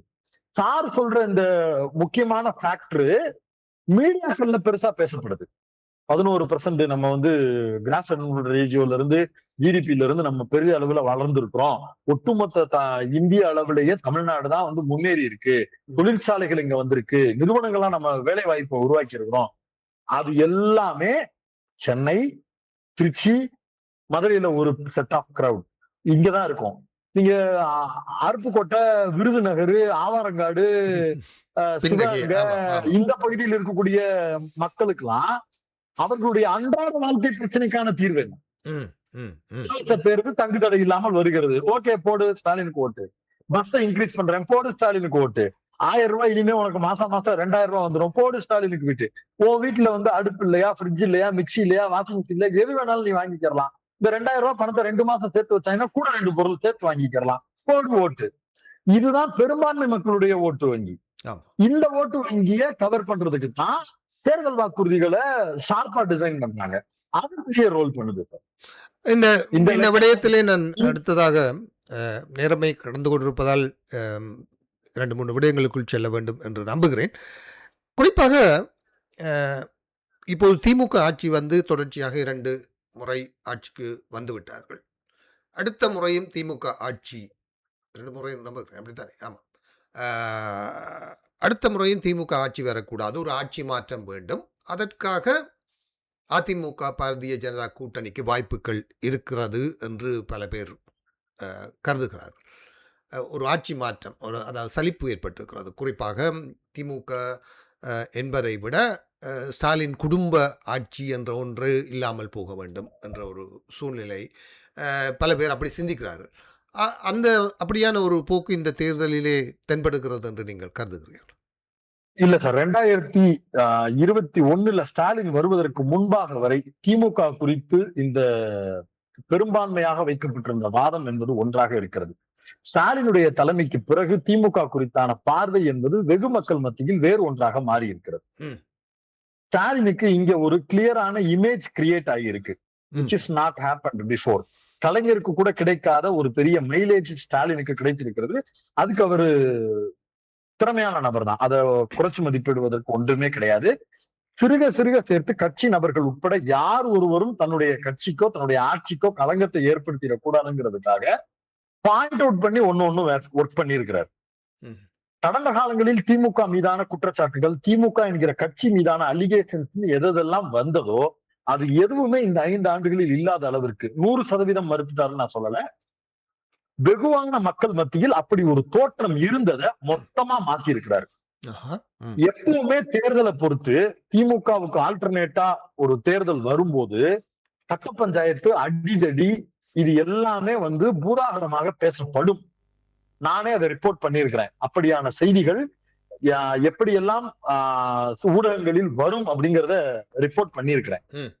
இந்த எலெக்ஷன்ல யூ டோன்ட் பிலீவ் தட், நீங்க தமிழ்நாட்டில் இருக்கக்கூடிய வேற எந்த ஊடகவியலாளர் வேணாலும் கேளுங்க, கடந்த காலங்களில் இல்லாத அளவிற்கு திமுகவுக்கான குட்வில் கிரியேட் ஆயிருக்கு. ஏன்னா பழைய திமுகவை இந்த திமுகவை ஸ்டாலின் ஷோகேஸ் பண்ணவே கிடையாது. பழைய திமுக ஒவ்வொரு இடங்கள்லயும் இருக்கக்கூடிய தனித்தனி நபர்களுடைய சவுண்ட் அதிகமா இருக்கும். இந்த முறை ஒரே ஒரு சத்தம், அது மேல இருந்து வர வேண்டிய சத்தம் மட்டும்தான் ஸ்ட்ரிக் பண்ணியிருக்காங்க. அதனால என்னன்னா லோக்கல் பாடிஸ்ல ஒவ்வொருத்தவங்களும் இண்டிவிஜுவலா பண்ணக்கூடிய நெருக்கடிகள் அல்லது அவர்கள் டிபிக்கல் அரசியல்வாதிகளுக்கு உண்டான ஃபேக்டர்ஸ், அது திமுக அதிமுக எல்லாருக்கும் இருக்கணும் வைங்க, அவங்க அந்த பகுதியை டாமினேட் பண்றதுக்கு அவங்களுடைய பவர் சென்டர்ஸ் இருக்கணும்னு நினைப்பாங்க, அப்படித்தான் பண்றாங்க. அந்த ஃபேக்டர் இந்த எலெக்ஷன், இந்த கவர்மெண்ட் இந்த 5 வருஷத்துல ரொம்ப ஃபில்ட்ரேட் பண்ணிருக்காங்க. தமிழ் காலங்களில் இருக்கிற அளவிற்கான ஆன்டி இன்கம்பன்சி இந்த முறை திமுகவுக்கு இல்லை. அதனாலதான் பிரச்சாரமே எங்களுக்கு எப்படி இருக்குன்னா, ஊடகத்தில் இருக்கக்கூடிய நபர்களுக்கு என்னடா கண்டென்ட் எதுவுமே போக மாட்டேங்குது, சொல்லிக் கொடுக்கும்படியாக பெரிய வேலை. போன தடவை எடப்பாடி பழனிசாமிக்கு எதிரான ஒரு ஆன்டி வேவ் இருந்தது தெரியுமா? எவ்வளவு இருந்தது. சசிகலா ஃபேக்டர் ஒரு பக்கம், தினகரன் ஃபேக்டர் ஒரு பக்கம், காத்தான்குளம் படுகொலையா இருக்கட்டும், நீட் பிரச்சனையா இருக்கட்டும், அந்த 4.5 ஆண்டு காலம் எடப்பாடி பழனிசாமியினுடைய ஆட்சி துப்பாக்கி சூடா இருக்கட்டும், பல பிரச்சனைகள் அந்த நேரத்துல எவ்வளவு பெரிய ஆன்டி இன்கம்பன்சியா கிரியேட் ஆயிருந்தது. இப்ப இருக்கக்கூடிய ஜேர்னலிஸ்டுகளுக்கு இருக்கக்கூடிய பெரிய கவலையே எதை எடுத்துட்டு புல் பண்ணி பெரிய இஷ்யூவா மாத்துறது. அண்ணா யூனிவர்சிட்டி மேட்டர் பெரிய பிரச்சனையா மாற்றப்படுவதற்கு உண்டான எல்லா வாய்ப்புகளையும் வச்சிருந்தது. அதுக்கு அடுத்து மூவாக இல்லை. ஏன்னா நபர் கைது செய்யப்படுறார், அந்த வழக்கு வேறு ஒரு தளத்துக்கு போய் கோர்ட்டுக்கு போக ஆரம்பிச்சிருச்சு. அந்த மாதிரி ஒரு ஹீட்டடான இஷ்யூ இங்க கிரியேட் பண்ண முடியல. ஷாக்கிங்கான செய்தி சொல்றேன். சாதாரணமா மைல்டா கடக்க வேண்டிய இந்த தேர்தலை மோடி நாளை கழிச்சு பார்லிமெண்ட் கூட்டி டீலிமிட்டேஷன் கொண்டு வரேன்னு சொல்றாருன்ன உடனே சூடு பிடிக்க ஆரம்பிக்குது. தொகுதி பங்கீடு. நீங்க ஸ்டாலினுடைய வீடியோவை பாத்தீங்களான்னு தெரியல. அப்படி ஒரு வீடியோவை எந்த அரசியல் தலைவர்கிட்டயுமே நீங்க எதிர்பார்க்க முடியாது. அது அவ்வளவு வைப்ரண்டா தமிழ்நாட்டுக்குள்ள சோசியல் மீடியாஸ்ல டாமினேட் பண்ணிட்டு இருக்கு. உன்னை சும்மா விட மாட்டேன், லாஸ்ட் வார்னிங் இது, தமிழ்நாட்டு தெருவுக்கு இறங்கி வருவேன், தமிழ்நாடே ஸ்தம்பிக்கும், என் கவர்மெண்டா இருந்தாலும் பரவாயில்ல, நாங்க எல்லாரும் குடும்பமா தெருவுக்கு வருவோம். இதெல்லாம் என்ன ஆகுதுன்னா, இவர் சொன்ன இந்த என்டிஏ டிஎம்கே அப்படிங்கிற நெரேட்டிவ்க்கு வலுச்சேர்க்குது. கிரவுண்ட் என்ன பண்ணுதுன்னா, ஆட்டோமேட்டிக்கா அந்த இடத்துல இருந்து அதிமுகவை தள்ளி வச்சுட்டு எலெக்ஷன் பிஜேபியா திமுகவான்னு பாயிண்ட் அவுட் பண்ணி வரும்போது 2 முனை போட்டியா மாறுது. அது போக ஆல்டர்னேட்டா இருக்கக்கூடியவர்களுக்கு கிரவுண்ட்ல இவருக்கு ஓட்டு போடுறதுக்கு பதிலா இவருக்கு ஓட்டு போடலாம்னு தாவேகாவுக்கு போற ஓட்டு, நாம் தமிழருக்கு போற ஓட்டுன்னு திமுக நின்றுக்கிறது. இவங்க எல்லாரும் பிரிச்சுக்கிறாங்க. சரி, இரண்டாவது நீங்க சொன்னீர்கள் தற்சமயம் இந்த திமுக காங்கிரஸ் கூட்டு என்பது ஒரு வளமையான கூட்டுத்தான். அவர்கள் இருவந்தான் எப்போதும் வளமையான கூட்டு. ஆனால் இந்த முறை இரு பெரும் தலைவர்களும் இணைந்து தேர்தல் பிரச்சாரம் செய்யவில்லை என்ற ஒரு குற்றச்சாட்டு வைக்கப்படுகிறது. இவர்களுக்கிடையில் முன்பு இருந்தது போல, அதாவது இந்த அம்மா சொன்னது போல முன்பு இருந்தது போல ஒரு பொண்ட் கிடையாது. இந்த தேர்தல் கூட்டு என்றது ஆட்சியை கைப்பற்றுவதற்கான ஒரு வியூகம், தேர்தல் வியூகம் என்றுதான் கருதப்படுகிறது. காங்கிரஸுக்கும் திமுகவுக்குமான இந்த இந்த தேர்தல் பரப்புரையில் ஏற்பட்டிருக்கக்கூடிய இந்த மாற்றம் அல்லது இது மத்தியில் இருக்கக்கூடிய அரசாங்கத்தின் பிரதிபலிப்பான ஒரு செயற்பாடா? எதிர்க்கட்சிகளின் அந்த பிரதிபலிப்பின் செயற்பாடு தான் இந்த தேர்தலில் இப்படியாக தமிழ்நாட்டிலே காங்கிரஸும் திமுக கூட்டணியும் ஒரு ஒரு ஒருங்கிணைந்து வேலை செய்யவில்லை. அது வாக்குகளிலே செல்வாக்கு செலுத்துமா வாக்குகள் பிரிவதற்கு? காங்கிரஸ் திமுக கூட்டணியில் தலைவர்களுக்கு மத்தியில ஒரு பிணக்கம் இருக்கிறதான்னு கேட்டா இருக்கு, ஆப்வியஸா இருக்கு. அது டிரான்ஸ்பரண்டா வெளியில தெரியுதான்னு கேட்டா ஆமா தெரியுது. இப்போது வரை ராகுல் காந்தி தமிழ்நாடு தேர்தல் குறித்து ஒரு ட்வீட் கூட போடல. சென்னை வந்துட்டு தான் பாண்டிச்சேரிக்கு தேர்தல் கேம்பெயின் பண்றதுக்கு போனாரு. ஆனாலும் சென்னையில் பத்திரிகையாளர் சந்திப்பு என்று ஒன்று நடத்தியோ, இதே தமிழ்நாட்டிலும் தேர்தல் மேண்டேட்டரி தான் பின்பற்றப்பட்டுக் கொண்டிருக்கிறது. இந்த நேரத்தில் பேசியிருக்கலாமா? பேசியிருக்கலாம். இன்னும் சொல்ல போனால் வேட்பாளர்கள் பட்டியலை வெளியிட்ட பதிவை கூட ராகுல் காந்தி தன்னுடைய ட்விட்டர் ஐடிகளில் இருந்து கூட போடவே இல்லை. மாறாக வேட்பாளர்கள் பரிந்துரைக்கப்பட்டு அந்த வேட்பாளர்களுக்கு பதிலாக மாற்றாக சில வேட்பாளர்களை சேர்க்க வேண்டும் என்கிற பிரச்சனை வரை இங்க நடந்ததான்னு கேட்டா நடந்தது. முன்ன போல ஸ்டாலினுக்கும் ராகுலுக்கும் நெருக்கம் இல்லையான்னு கேட்டா ஆமா இல்ல அப்படின்னு தான் வெளியில இருக்கிற நம்மளுக்கு தெரியுது. உள்ளுக்குள்ள அவங்க என்ன அண்டர்ஸ்டாண்டிங்ல இருக்கிறாங்கன்னு நம்மளுக்கு தெரியாது. வெளியில இருக்கிறது மட்டும் தான் நான் சொல்றேன். அது உண்மையிலேயே இல்ல. அது கிரவுண்ட்ல ஜெல் ஆகாம ஓட்ஸ் பண்ணுமா பண்ணாதா அப்படின்னு கேட்டா ஆமா அதுல ஒரு நெருக்கடி இருக்கும். அந்த அம்மா சொன்னது போலவே அது கண்டிப்பா நெருக்கடியை கொடுக்கும். யாருக்கு நெருக்கடியை கொடுக்கும் அப்படின்னா காங்கிரசுக்கு தன்னை நிரூபிக்க வேண்டிய நெருக்கடியை இது கொடுத்திருக்கிறது. இவ்வளவு தூரம் வாதாடி ப. சிதம்பரம் வரைக்கும் வர வச்சு 28 சீட் வாங்கினதுக்கு பிறகு நம்ம இது பொருந்தா கூட்டணி, அதனால நம்ம ஜெயிச்சு காட்ட கூடாது அப்படிங்கிற சென்ஸ்ல அவங்க வேலை பார்த்தாங்கன்னா ஜென்மத்துக்கும் தமிழ்நாட்டுல அவங்களால 25 சீட்டை தாண்டவே முடியாது. வாங்கிய சீட்டுகள்ல கணிசமான தொகுதியை வெற்றி பெற வைப்பது, ஜெயிச்சு காட்டி அவர்களுக்கு நெருக்கடியை கொடுப்பது, கூட்டணியில் இருக்கக்கூடிய திமுகவுக்கு நெருக்கடியை கொடுப்பதோ அல்லது அடுத்த தேர்தலில் வேறு ஒரு கட்சியோடு அவர்கள் கூட்டணி வைப்பதற்கு 20 எம்எல்ஏக்கள் ஜெயிச்சிருந்தாங்கன்னு வைங்க, 20 எம்எல்ஏக்களோட நான் வெளியில வருவேன் அப்படிங்கிற ஒரு பூச்சாண்டியை காட்டுவதோ இருந்தா மட்டும்தான் காங்கிரசுக்கு மதிப்பு. மாறா நீங்க 28 சீட் வாங்கி வேற 5 சீட்ல பொருந்தாத கூட்டணி, நான் எதுக்கு திமுக ஓட்டு போடணும், நான் எதுக்கு உதயசூரியன் ஓட்டு போடணும், நான் எதுக்கு கைக்கு ஓட்டு போடணும்னு 2 பேரும் மாறி மாறி போடுறாங்கன்னா இழப்பு காங்கிரஸுக்கு தான் வருது. காங்கிரசினுடைய கை சின்னம் வெறும் 5 மாறுதுன்னு வைங்க சட்டமன்றத்துல. அடுத்த தேர்தலுக்கு திமுக பார்லிமெண்ட் எலெக்ஷனுக்கு எத்தனை சீட்டு கொடுப்பாங்க? அப்ப அவங்க என்ன பண்ணுவாங்க? இந்த தேர்தலில் அவர்களுடைய டிமாண்ட் என்பது கூட தாவேகாவாக ஏன் மாறியது அப்படின்னா, எனக்கு கிடைத்த ஒரு தகவல், ஆன்டி பிஜேபி அப்படிங்கிற அந்த ஃபேஸ ராகுல் காந்தி முழுவதுமாக கைப்பற்ற விரும்புகிறார். Which right. அவர் அதற்கு சரியான நபரான்னு கேட்டா சரியான நபர் தான், மறுக்கல. அதை அவர் ஆல் ஓவர் இந்தியால அவர் எடுத்துட்டு வர விரும்புறாரான்னு கேட்டா விரும்புறாரு. அதற்கான உழைப்பு அவரிடம் இல்லை அப்படிங்கிறது தான் உண்மை. ஆனா அந்த விருப்பம் அவருக்கு இருக்கான்னு கேட்டா விருப்பம் இருக்கு, பட் அதற்கான உழைப்பு குறைவாக இருக்கு. அதே போல தமிழ்நாட்டிலும் அவர் கால் ஊன்றுவத விரும்புவது பாஜகவுக்கு எதிரான ஒரு அரசியல் சக்தியாக தங்களை நிறுவனம். அந்த இடத்தை திமுக தொடர்ச்சியா கைப்பற்றி கொண்டிருப்பது ராகுலுக்கு உடன்பாடு இல்லை. எந்த ஒரு அரசியல் கட்சிக்கும் அதுல உடன்பாடு இருக்காது. ஏன்னா நார்த்ல மகாராஷ்டிரால இருந்து இந்தியா கூட்டணிக்கு ஸ்டாலின் தலைமை ஏற்கணும்னு குரல் வருது. மம்தா பானர்ஜி ஏன் ஸ்டாலின் தலைமையேற்று வழி நடத்தினா என்ன பிரச்சனைன்னு கேக்குறாங்க. பீகார்ல யாதவ் ஃபேமிலி ஸ்டாலின் தலைமைக்கு வரட்டும்னு கேக்குறாங்க. அகிலேஷ் நேஷனல் லெவல்ல எனக்கு பிடிச்ச லீடர் யாருன்னு கேட்டா ஸ்டாலின் சொல்றாரு. அது காங்கிரஸுக்கு நெருக்கடியான ஒண்ணு. நீங்க காங்கிரஸோட இடத்துல இருந்துதான் இதை பார்க்கணும். காங்கிரஸ் அப்படித்தான் முடிவு எடுப்பாங்க. காங்கிரஸ் ராகுல் என்கிற ஒரு நபரை இத்தனை ஆண்டு காலமா ஒரு ஒரு ஒரு பிம்பமா உருவாக்கினாங்க. அவர் அதற்கு முகமா இருக்கிறப்ப அவருக்கு ஆல்டர்னேட்டா நீங்க இன்னொரு ஸ்டேட் லீடர்ல கொண்டு வந்து வைக்கிறோம். அவர் அந்த இடத்தை கன்சியூம் பண்ணிக்கிட்டே இருக்கிறது எனி பொலிட்டிக்கல் பார்ட்டி தான் கஷ்டம்.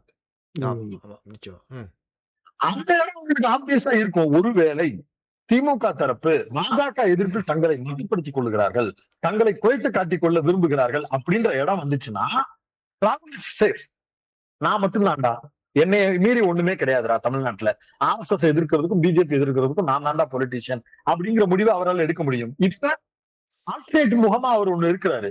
சோ அவங்க அந்த இடத்துல இருந்து தள்ளி நின்று அவர்களையும் காயப்படுத்தும் போதோ அவர்களுக்கு எதிரான ஒரு பிரச்சாரத்தை முன்னெடுக்கும் போதோ ராகுலோட நீங்க கேரி ஓவர் பண்ணி அடுத்த ஸ்டெப்புக்கு எடுத்துட்டு வர முடியும். ம்ஹும். ம்ஹும். சரி, சரி. புரிகிறது. அடுத்து அடுத்ததாக நான் உங்களிடம் கேட்க விரும்புவது இந்த அதிமுக பாரதிய ஜனதா கட்சி கூட்டணி ஏற்படுத்தப்பட்ட பின்னர் எதிர்பார்த்தது போல பாரதிய ஜனதா கட்சியினுடைய இந்த இந்துத்துவவாதத்துக்கு எதிராகவோ அல்லது பிராமண எதிர்ப்பு என்ற விவகாரம் ஒரு பெரிய பேசுபொருளாக இந்த தேர்தல் களத்திலே இல்லை. பாரதிய ஜனதா கட்சி தமிழகத்தில் காலூன்ற வேண்டும் என்று எடுக்கிற அந்த முயற்சிக்கு எதிரான திமுகவின் எதிர்வினை என்பது இந்த முறை இளைய தளபதியினுடைய பக்கம் சென்று விட்டது போல ஒரு தோற்றப்பாடு இருக்கிறது. நீங்கள் அதை அவதானித்தீர்கள்? அதாவது இந்த பிராமண எதிர்ப்பு மீடியாவில் இருக்கக்கூடிய திராவிட இயக்கத்திற்கான நபர்கள் மட்டும்தான் தாவேகா ஃபேக்டரை பத்தி பேசுறாங்க. பிரச்சாரங்களில் தொடர்ச்சியாக எடப்பாடி பழனிசாமியவும் பாஜகவையும் டார்கெட் பண்ணி அடிக்கிறது மட்டும்தான் திமுக தலைமையினுடைய வேலையாவே இருக்கு.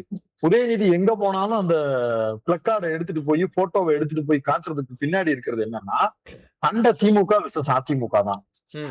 தேர்தலுக்கெல்லாம் அதுதான். நீ எனக்கு பதில் சொல்லு, நான் உனக்கு பதில் சொல்றேன்றத மாறி மாறி ப்ரூவ் பண்றாங்க. சில இடங்கள்ல எல்லை மீறி வார்த்தைகளை பயன்படுத்துறாங்க. ரெண்டு தரப்புலையுமே அது ஒரு விமர்சனத்துக்கு உள்ளாக்கப்படுது. இதை இவர் போட்டோ காட்டுறதை குறைச்சிக்கலாம் அப்படின்றது இவங்க தரப்புக்கும் சொல்லப்படுது.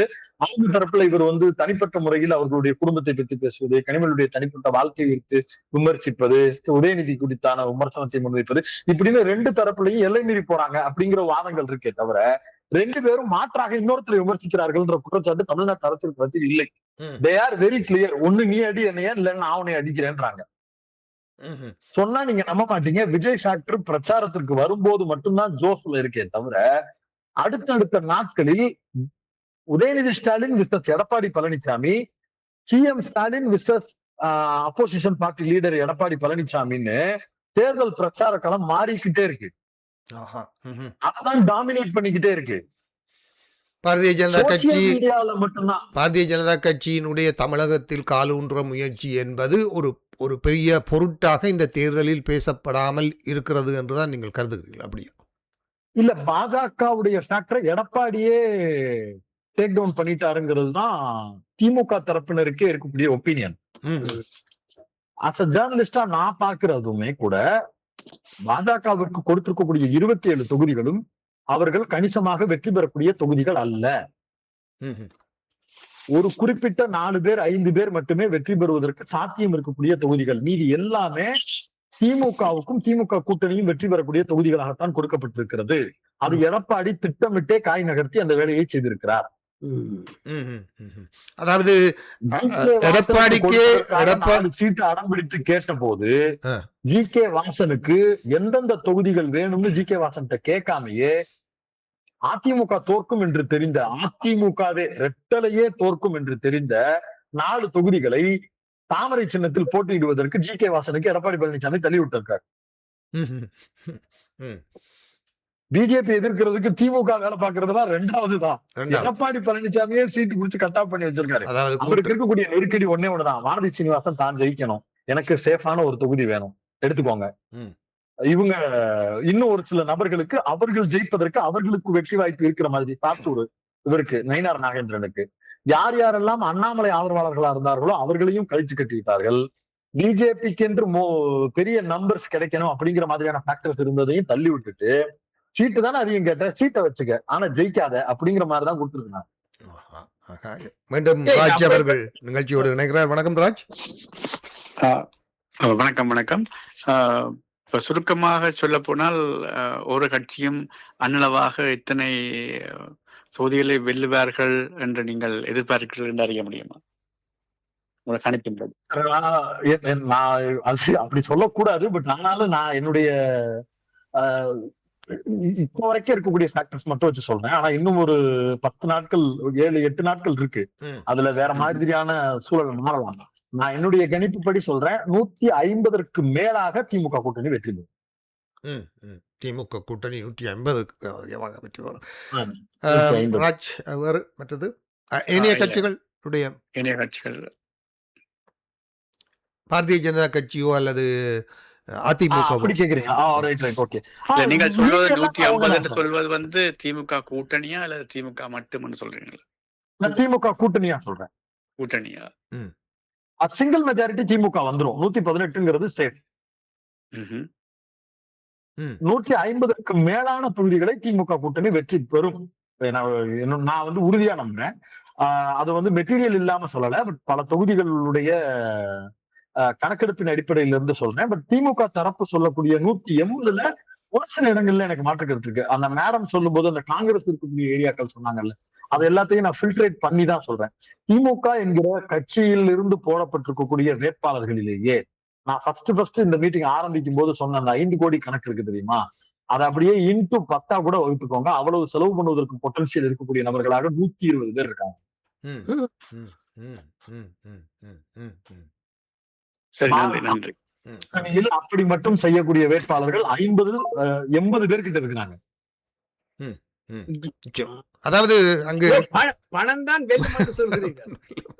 இல்ல அந்த ரோல் அதுல இருக்கக்கூடிய தமிழ்நாட்டில் இந்திய தேர்தல்களிலே அது மிக முக்கியம் ஒரு விஷயம். நீங்கள் கேள்வி கேட்க விரும்பினீர்கள், சேகர் சொல்லுங்க. ஏனென்று சொன்னால், நாம் பிஜேபியை கேட்டது போல திமுக கூட்டணியிலும் காங்கிரசுடன் தேர்தலுக்கு முதல் சலசலப்பு இருந்ததால் அங்கும் ஒரு சிக்கல் இருக்கின்றது. அதே போல சீட்டுகள் கொடுக்கும் போது விசிக திருமாவளவனுடனும் ஒரு சலசலப்பு ஏற்பட்டது. ஆகவே அங்கும் கூட்டணிக்குள் ஒரு சலசலப்பு இருப்பதால் இந்த கூட்டணி இணைந்த கட்சிகள் வெல்லக்கூடிய சாத்தியக்கூறு உண்டா? சார், அதாவது எப்படி இதுக்கு உடச்சு 1-2 அப்படி பதில் சொல்ல முடியல. விசிகா சீட் ஷேரிங் கொடுத்ததில் சில உட்கட்சிக்குள்ளேயே சில வருத்தங்களும் இருக்கு. வெல்ல முடியாத இல்ல அதாவது சீட்டை எழுச்சி தமிழர் யார் யாருக்கு கொடுத்திருக்கிறார் அப்படிங்கறதன் அடிப்படையில் கூட்டணிக்குள்ள சலசலப்பு இருக்கு. சாரி, அவர்களுடைய கட்சிக்குள் சலசலப்பு இருக்கு. அவங்களுடைய அக்கா மக அவங்களுக்கு கொடுத்தது, ஆளூர் ஷானவாஸ் அவர்களுக்கு சீட்டு கொடுக்காதது, எஸ் பாலாஜி அவர்களுக்கு சீட்டு கொடுக்காம இருந்தது, பொதுச்செயலாளர் சிந்தனை செல்வன் அவர்களுக்கு தொகுதி மாற்றி கொடுத்தது, அப்படின்னு அவர்கள் கட்சிக்கு உள்ளாகவே சில அதிருப்திகள் இருக்கிறது. ஒரு சில நபர்கள் இன்னமும் தேர்தல் வேலைகளில் தங்களை ஈடுபடுத்திக் கொள்ள முடியாத அளவிற்கான சூழலையும் கட்சிக்குள் உருவாக்கி இருக்கிறது. விஜய் கட்சியினுடைய பெரும்பாலான மாவட்ட பொறுப்பாளர்கள் தலித் சமூகத்தை சார்ந்த நபர்களாக போடப்பட்டிருக்கிறார்கள். அது முழுக்க முழுக்க விசிகாவினுடைய வாக்கு வங்கியில் இருந்து வரக்கூடிய நபர்கள் அப்படிங்கிறது வந்து கிரவுண்ட் ஃபேக்டர். இப்ப இது எல்லாத்தையும் கணக்குல வச்சு விசிகா எக்ஸ்ட்ரா எஃபர்ட் போடுவாங்களா அப்படின்னும் போதுதான் அதனுடைய வெற்றி வாய்ப்புகள் எப்படின்றது உறுதியா தெரியும். இப்போதைக்கு இருக்கக்கூடிய சினாரியோல 50-50 சான்சஸ் தான் விசிகாவுக்கு ஆன வெற்றி அப்படிங்கிறது நான் யூகிக்கிறேன். 4 சீட் அப்படிங்கிறது வந்து அவர்களுக்கான ஒரு மைலேஜா நான் பாக்குறேன். இன்னும் 4 தொகுதிகள்ல அவர்களுடைய உட்கட்சியில் இருக்கக்கூடிய பிணக்குகள், இந்த மாதிரியான சூழல்கள் ஒரு பெரிய நெருக்கடியை எழுச்சி தமிழருக்கும் விசிகாவுக்கும் கொடுக்குது அப்படிங்கிறது என்னுடைய கருத்து.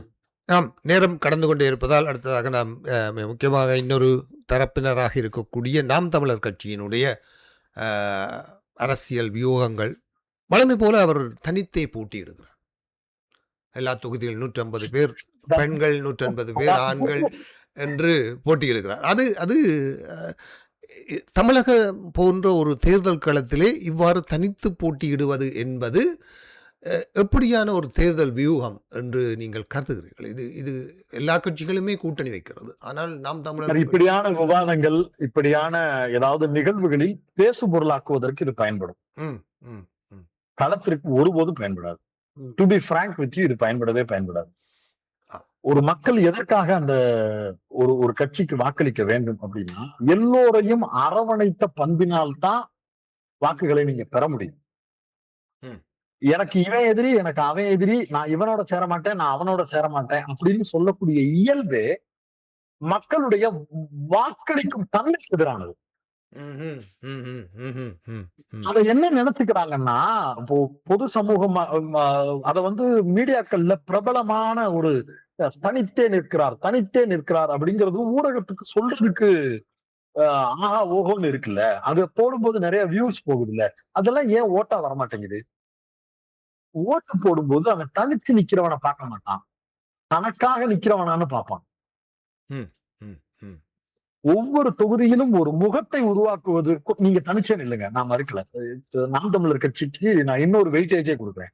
234 தொகுதியிலும் இன்னும் எத்தனை ஆண்டு காலம் வேண்டுமானாலும் நாம் தமிழர் தனிச்சே நிக்கட்டும், எனக்கு பிரச்சனையே இல்லை. ஆனா இந்த தொகுதியில் இந்த வேட்பாளர் எனக்கான வேட்பாளர்னு ஏதாவது ஒரு தொகுதியில் இருக்கக்கூடிய மக்கள் ஒருவரை நம்புவதற்கான முகாந்திரத்தை அவர் உருவாக்கி கொடுத்திருக்கிறார் மட்டும் சொல்ல சொல்லுங்க.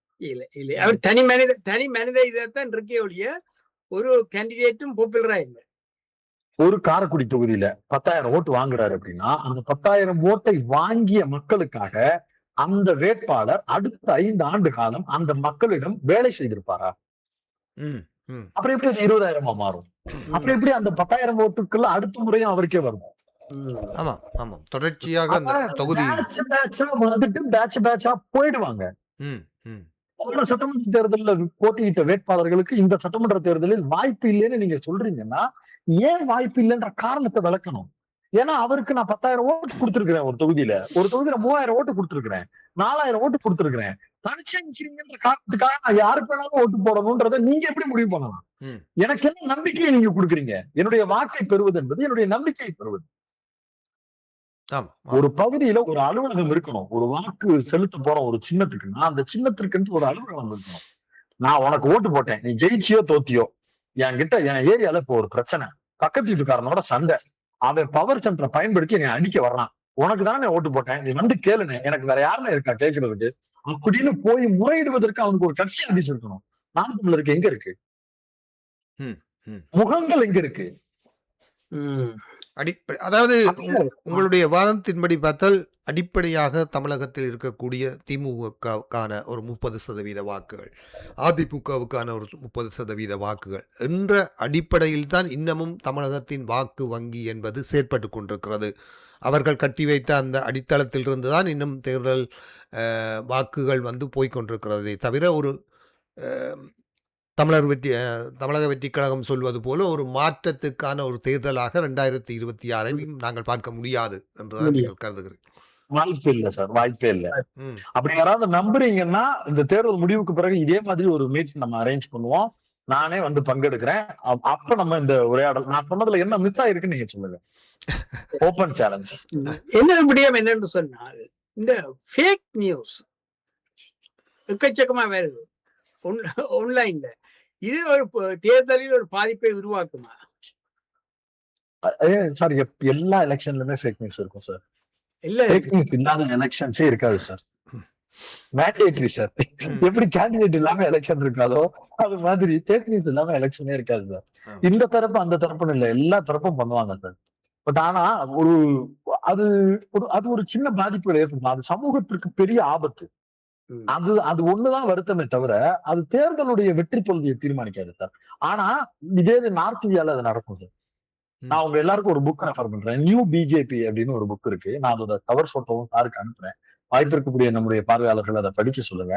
எப்படி எல்லாம் பாஜக ஃபேக் நியூஸ்களால் ஃபேக் நெரேட்டிவ்ஸால் இந்தியா முழுக்க தங்களுடைய ஆட்சி அதிகாரத்தை கைப்பற்றினார்கள்னு புக்கு போட்டு எழுதியிருக்கிறாங்க. ஒரு வாட்ஸ்அப் குரூப்பை எப்படி கிரியேட் பண்ணுவாங்க, ஒரு போலியான செய்தியை எப்படி தேர்தலில் பங்கெடுப்பதற்கு அவர்கள் உருவாக்குவார்கள். ஆனா தமிழ்நாட்டுல அப்படி பண்ண முடியாது. ஏன்னா இருக்கிற எல்லாரும் மீடியா எல்லாருக்கும் தெரியும், எல்லாரும் உடைச்சு போட்டுருவான்.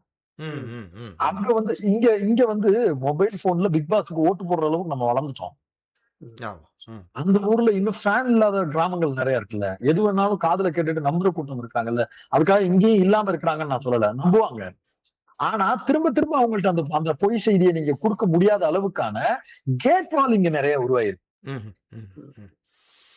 ஒரு கட்டத்துல ஒரு செய்தியை நீங்க நம்பிக்கிட்டு இருப்பீங்க, அடுத்த நாள் காலையில வேற ஒரு தளத்துல நம்ம டீ கடையில உட்காந்து பேசும்போது அந்த பொய்ன்னு உங்களுக்கு தெரிஞ்சிடும்.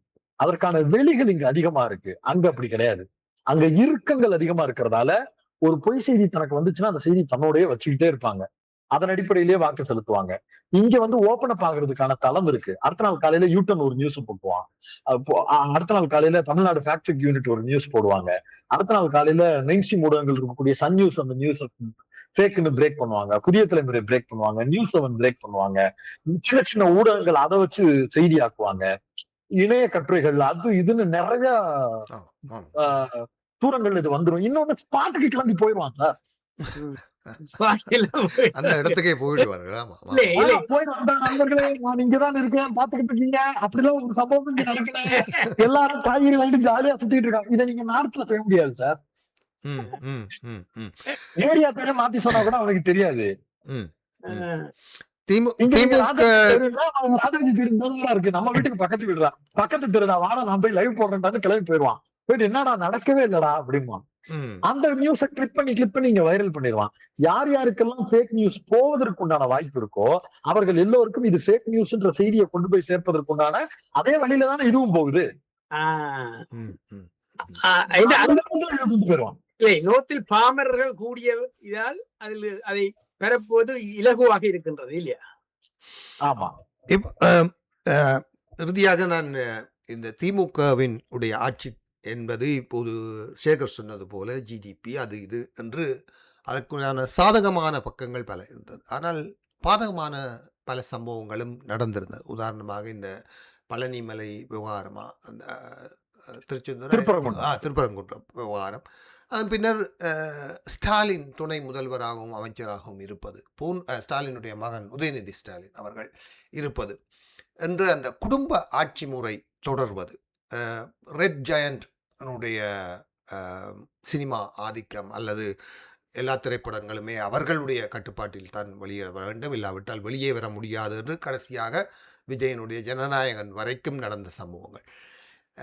இந்த விவகாரங்கள் எந்தளவு தூரம் பேசுபொருளாக இருக்கிறது அல்லது இது எவ்வளவு தூரம் தேர்தலிலே வாக்குகளை பாதிக்கும்? குறிப்பாக முதலாவதாக நான் கேட்க விரும்புவது, உதயநிதி ஸ்டாலின் துணை முதலமைச்சர், அடுத்த திமுக குடும்பத்தின் அடுத்த வாரிசு அரசியல் என்ற விவகாரத்தை எத்தனை பேர் கவனத்தில் எடுக்கிறார்கள், அல்லது இதை சாதகமாக பார்க்கிறார்களா பாதகமாக பார்க்கிறார்களா, எப்படி இந்த நிலை? தமிழ்நாட்டு அரசியலை பொறுத்தவரையில சார் குடும்ப அரசியல் என்பது டேக் ஆஃப் ஆகவே ஆகாது sir. To be frank with you ஆகவே ஆகாது சார். மெயின் ஸ்ட்ரீம் ஊடகங்கள் கூட அதை ஒரு பெரிய இஷ்யூவா கன்சிடர் பண்ண மாட்டாங்க சார். நான் வந்து ஒரு லெஃப்ட் ஐடியாவை விரும்பக்கூடிய நேசிக்கக்கூடிய ஒரு நபர். குடும்ப ஆட்சி அப்படிங்கிறது தவறா அப்படின்னு கேட்டா ஆமா தவறு. இப்போ நான் வந்து என்னுடைய அரசியல் நிலைப்பாட்டில் இருந்து சொல்லுகிறேன். ஆனா தமிழ்நாட்டு அரசியலில் அந்த ஃபேக்டர் எடுபடவே எடுபடாது. They are more family oriented thinking process இந்த சமூக மக்களுக்கே இருக்கு. நம்ம தான் சார் வெளியில இருக்கிறவங்க எல்லாரும் என்ன நினைக்கிறோம், ஐடியாலஜியா இருக்கணும், அத குடும்ப அரசியல் அப்படிங்கிறது அரசியல் நிலைப்பாடா மட்டும் பார்க்கக்கூடிய நபர்கள் தான் சார் வெளியில இருந்து அதை விமர்சிக்கிறோம். To be frank with you, I don't want to hide anything. அந்த மக்கள் கிட்ட போய் நீங்க கேட்டீங்கன்னா, ஜெனரல் பப்ளிக் கிட்ட நீங்க கேட்டீங்கன்னா, திமுகவுக்கு எதிரான நபர்கள் குடும்ப அரசுன்னு சொல்லுவாங்களே தவிர திமுகவுக்கு வழக்கமாக வாக்களிக்கக்கூடிய கூட்டம் ஒருபோதும் அதை ஒரு பிரச்சனையா சொல்லவே சொல்லாது. யார்கிட்ட இருந்து அந்த அந்த அந்த அந்த வெற்றியையும் தோல்வியையும் எதன் அடிப்படையில் நீங்கள் தீர்மானிப்பீர்கள்? குடும்ப அரசியல் என்று அந்த கட்சியை நம்புவர்களிடம் இருந்து தானே அது வெற்றியா தோல்வியான்றது தீர்மானிக்கும். எதிராக இருக்கிறவங்க என்ன வேணாலும் சொல்லலாம், அது பிரச்சனையே இல்லை, விட்டுருங்க. ஆதரவா இருக்கக்கூடியவர்கள் சொல்லும் போது தானே நீங்க பண்ணது சரியா தப்பான்னு சொல்லலாம். இப்ப எனக்கு சத்யா சாரை எனக்கு பிடிக்கவே பிடிக்காது. அவர் நல்லது பண்ணாலும் கெட்டது பண்ணாலும் நான் கெட்டதுன்னு சொல்லிடுவேன். அதனால என் கருத்து ஏற்றுக்கொள்ளப்படாது. ஆனா இதே சேகர் சார் வந்து சத்யா சாருக்கு ரொம்ப க்ளோஸ், அவரோட ஃபேமிலின்னு வச்சுக்கோங்க. நீங்க பண்ற ஏதோ ஒண்ணு அவருக்கு பிடிக்கலன்னா தானே பிடிக்கலன்னு சொல்லுவாரு. பண்ற எல்லாத்தையும் பிடிக்கலன்னு சொல்லுவாரா? அப்ப அவரே உங்களுக்கு ஒண்ணு பிடிக்கலன்னு சொன்னார்னா தானே அது உண்மையான பிரச்சனையா இருக்கும். ஏதாவது ஒண்ண திமுக தரப்புல இருக்கக்கூடிய நபர்கள் அது வாரிசுன்னு சொல்லி வெளியில வந்தாதானே அது பிரச்சனை. அவங்க என்ன மைண்ட்ல இருக்கிறாங்கன்னா, இந்த கட்சியை காப்பாற்றுவதற்கு, இந்த ஆட்சியை காப்பாற்றுவதற்கு இந்த குடும்பம் தான்.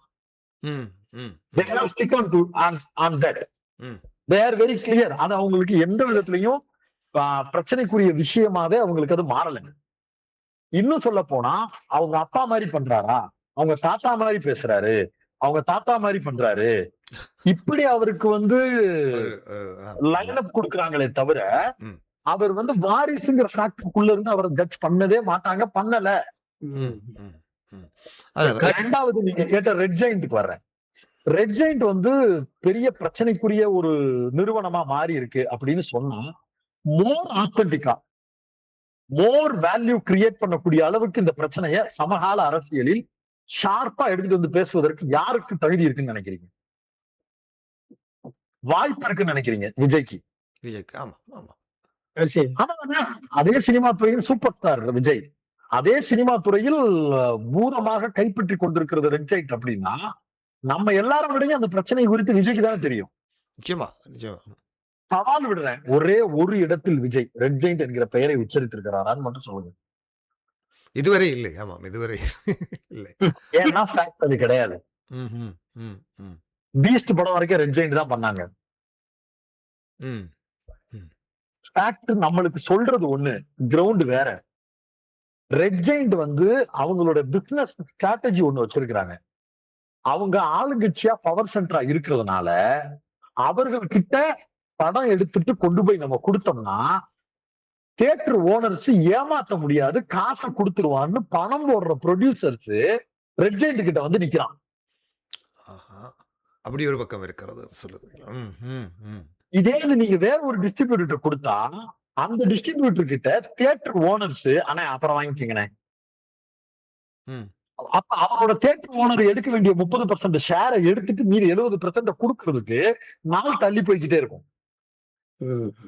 ப்ரொடியூசருக்கு என்ன சேஃப்னா, உதயநிதி ஸ்டாலினோட கம்பெனி இருந்துச்சுன்னா எந்த தியேட்டர் ஓனரும் ஏமாத்த மாட்டான். ஆளுங்கட்சி எதுக்கு அவங்கள பழிச்சுக்கிட்டு வசூல் பணத்தை கரெக்டா கொடுத்துருவான். ப்ரொடியூசரு எவன்கிட்டயோ போய் நம்ம காசுக்கு தொண்ணாந்துகிட்டு நிக்கிறதுக்கு ரெட் ஜெயிண்ட் கிட்ட கொடுத்துட்டோம்னா வசூல் பண்ணி காசை கையில கணக்கா கொடுத்துருவாங்க. ம். அப்ப பிசினஸ் யாரு பண்றா? ரெட் ஜெயிண்ட் நோக்கி யாரு வர்றா? பீஸ்ட் படம் வரைக்கும் விஜய் ப்ரொடியூசர் சொன்னாங்க. விஜய் தலையிட்டு ரெட் ஜெயிண்ட் கிட்ட கொடுக்க வேணாம்னு சொன்னால் ஒழிய ரெட் ஜெயிண்ட் கிட்ட கொடுத்தோம்னா நிறைய தியேட்டர்ஸ் கிடைக்கும், தியேட்டர் மூலமா வர வேண்டிய வருமானம் கணக்கு கரெக்டா வரும், திருப்பி கொண்டு போய் கணக்கை ஒழுங்கா ஒப்படைச்சிட முடியும், வசூலுக்கு வசூலும் பார்த்த மாதிரி ஆயிரும், ப்ரொமோஷனுக்கு ப்ரொமோஷனுமாவும் ஆயிரும். ஒரே கல்லுல ரெண்டு மாங்கான இண்டஸ்ட்ரியே அவர் பக்கத்துல தேவையிலிருந்து வர்றாங்க. யாராவது ஒரு இண்டஸ்ட்ரியில இருக்கக்கூடிய பெரிய பிரபலமான முகங்கள் ரெட் ஜெயிண்ட் பூதமாக இருந்து கொண்டிருக்கிறது, நாங்க ரெட் ஜெயிண்ட தாக்கு பிடிக்க முடியல அப்படின்னு பேசி பாத்தீங்களா? மன்னிக்கணும். ரெட் ஜெயிண்ட்டுக்கு எதிரான மனநிலை இருப்பவர்கள், உதயநிதிக்கு எதிரான மனநிலை இருப்பவர்கள் சொல்லத்தான் செய்வாங்க, சொல்லட்டும், அது அவங்களுடைய பாலிட்டி. அதனாலதான் உதாரணம் சேகர் சாரையும் உங்களையும் காட்டினேன். சம்பந்தப்படக்கூடிய துறையில் இருக்கக்கூடிய நபர்களுடைய வாய்ஸ் வெளியில வந்திருக்கா? விஜய்க்கு ஆதரவாளர்கள் தான் டிஸ்னி, அந்தணன், வலைபேச்சு இந்த 3 பேர் உட்கார்ந்து பேசுறது. ஏதாவது ஒரு இடத்தில் சினிமா குறித்தான எல்லா செய்திகளையும் அவர்கள் பேசுவார்கள். பல நேரங்கள்ல போய் பேசுவாங்க, பல நேரங்கள்ல உண்மை பேசுவாங்க, வாய்க்கு வந்ததை அடிச்சு விடுவாங்கன்னு 1000 விமர்சனங்கள் அவங்க மேல இருக்கு. ஆனா சினிமாவிலிருந்து ஒரு 3 பேர் உட்கார்ந்து பேசக்கூடிய ஒரு முகங்களா அந்த 3 பேர் தான். வலைபேச்சு அவங்களோட ஷோ. அங்கயாச்சும் ரெட் ஜெயிண்ட் குறித்து ரெட் ஜெயிண்ட் ரொம்ப ஆபத்தான நிறுவனம், கட்டுப்படுத்துது அப்படின்னு சொல்லி பார்த்துருக்கீங்களா? ஏன்னா சினிமா துறைக்கு ரெட் ஜெயிண்ட் தேவைப்படுகிறது. ஏன்னா அந்த துறை முழுக்க முழுக்க கருப்பு பணங்களால் இயக்கப்படக்கூடிய ஒரு துறையா இருக்கு. அந்த துறையிலிருந்து பணத்தை நீங்க கரெக்டா வாங்குறதுங்கிறது சாத்தியமே இல்லாத ஒண்ணா இருக்கு. அப்ப எல்லாத்தையும் டாக்குமெண்டா பண்ணக்கூடிய ஒரு நிறுவனம் அதை செஞ்சு கொடுக்குதுன்னா ஈஸி வே டு அடாப்ட்ல. பிளாக் மார்க்கெட்ல அது ஒரு பாதிப்பு தான் தனிப்பட்ட முறையில். இன்னொரு முக்கியமான விடயம், அதாவது ஊடகத்துறையிலே இருக்கக்கூடிய திமுக சார்பான அரசு சார்பான விடயங்கள் என்பதற்கு அப்பால் சில ஊடகவியலாளர்கள் திட்டமிடப்பட்டு திமுக அரசாங்கத்தின் சில விடயங்களை வெளியிலே பகிரங்கமாக பேசக்கூடிய சாட்டை முருகன் போன்றவர்கள் தொடர்ச்சியாக அடக்குமுறைக்கு உள்ளாக்கப்படுகிறார்கள். திட்டமிட்டு போலீசாரால் கைது செய்யப்பட்டு பொய் வழக்குகளிலே அவர் தன்னை பொய் வழக்குகள் தனக்கு மீது விதிக்கப்படுவதாக அவர் தொடர்ச்சியாக குற்றம் சாட்டுகிறார். அதே சமயம் திமுகவின் குடும்ப அரசியலையும் அவர்களுடைய என்ன சொல்வது மருமகன் பராமகன் எல்லோருடைய பிஸ்னஸ் தொடர்பாகவும் அவர் கடுமையான விமர்சனங்களை முன்வைத்து நீ ஏன் இப்படி செய்கிறாய் என்ற ஒரு கேள்வி வைக்கும்போது ஒவ்வொரு தடவையும் அவர் அடக்குமுறைக்கு உட்பாடுகிறார். இப்படி பல திமுக எதிர்ப்பு ஊடக துறையினர் பாதிக்கப்படுகிறதை நாங்கள் பார்க்கிறோம்.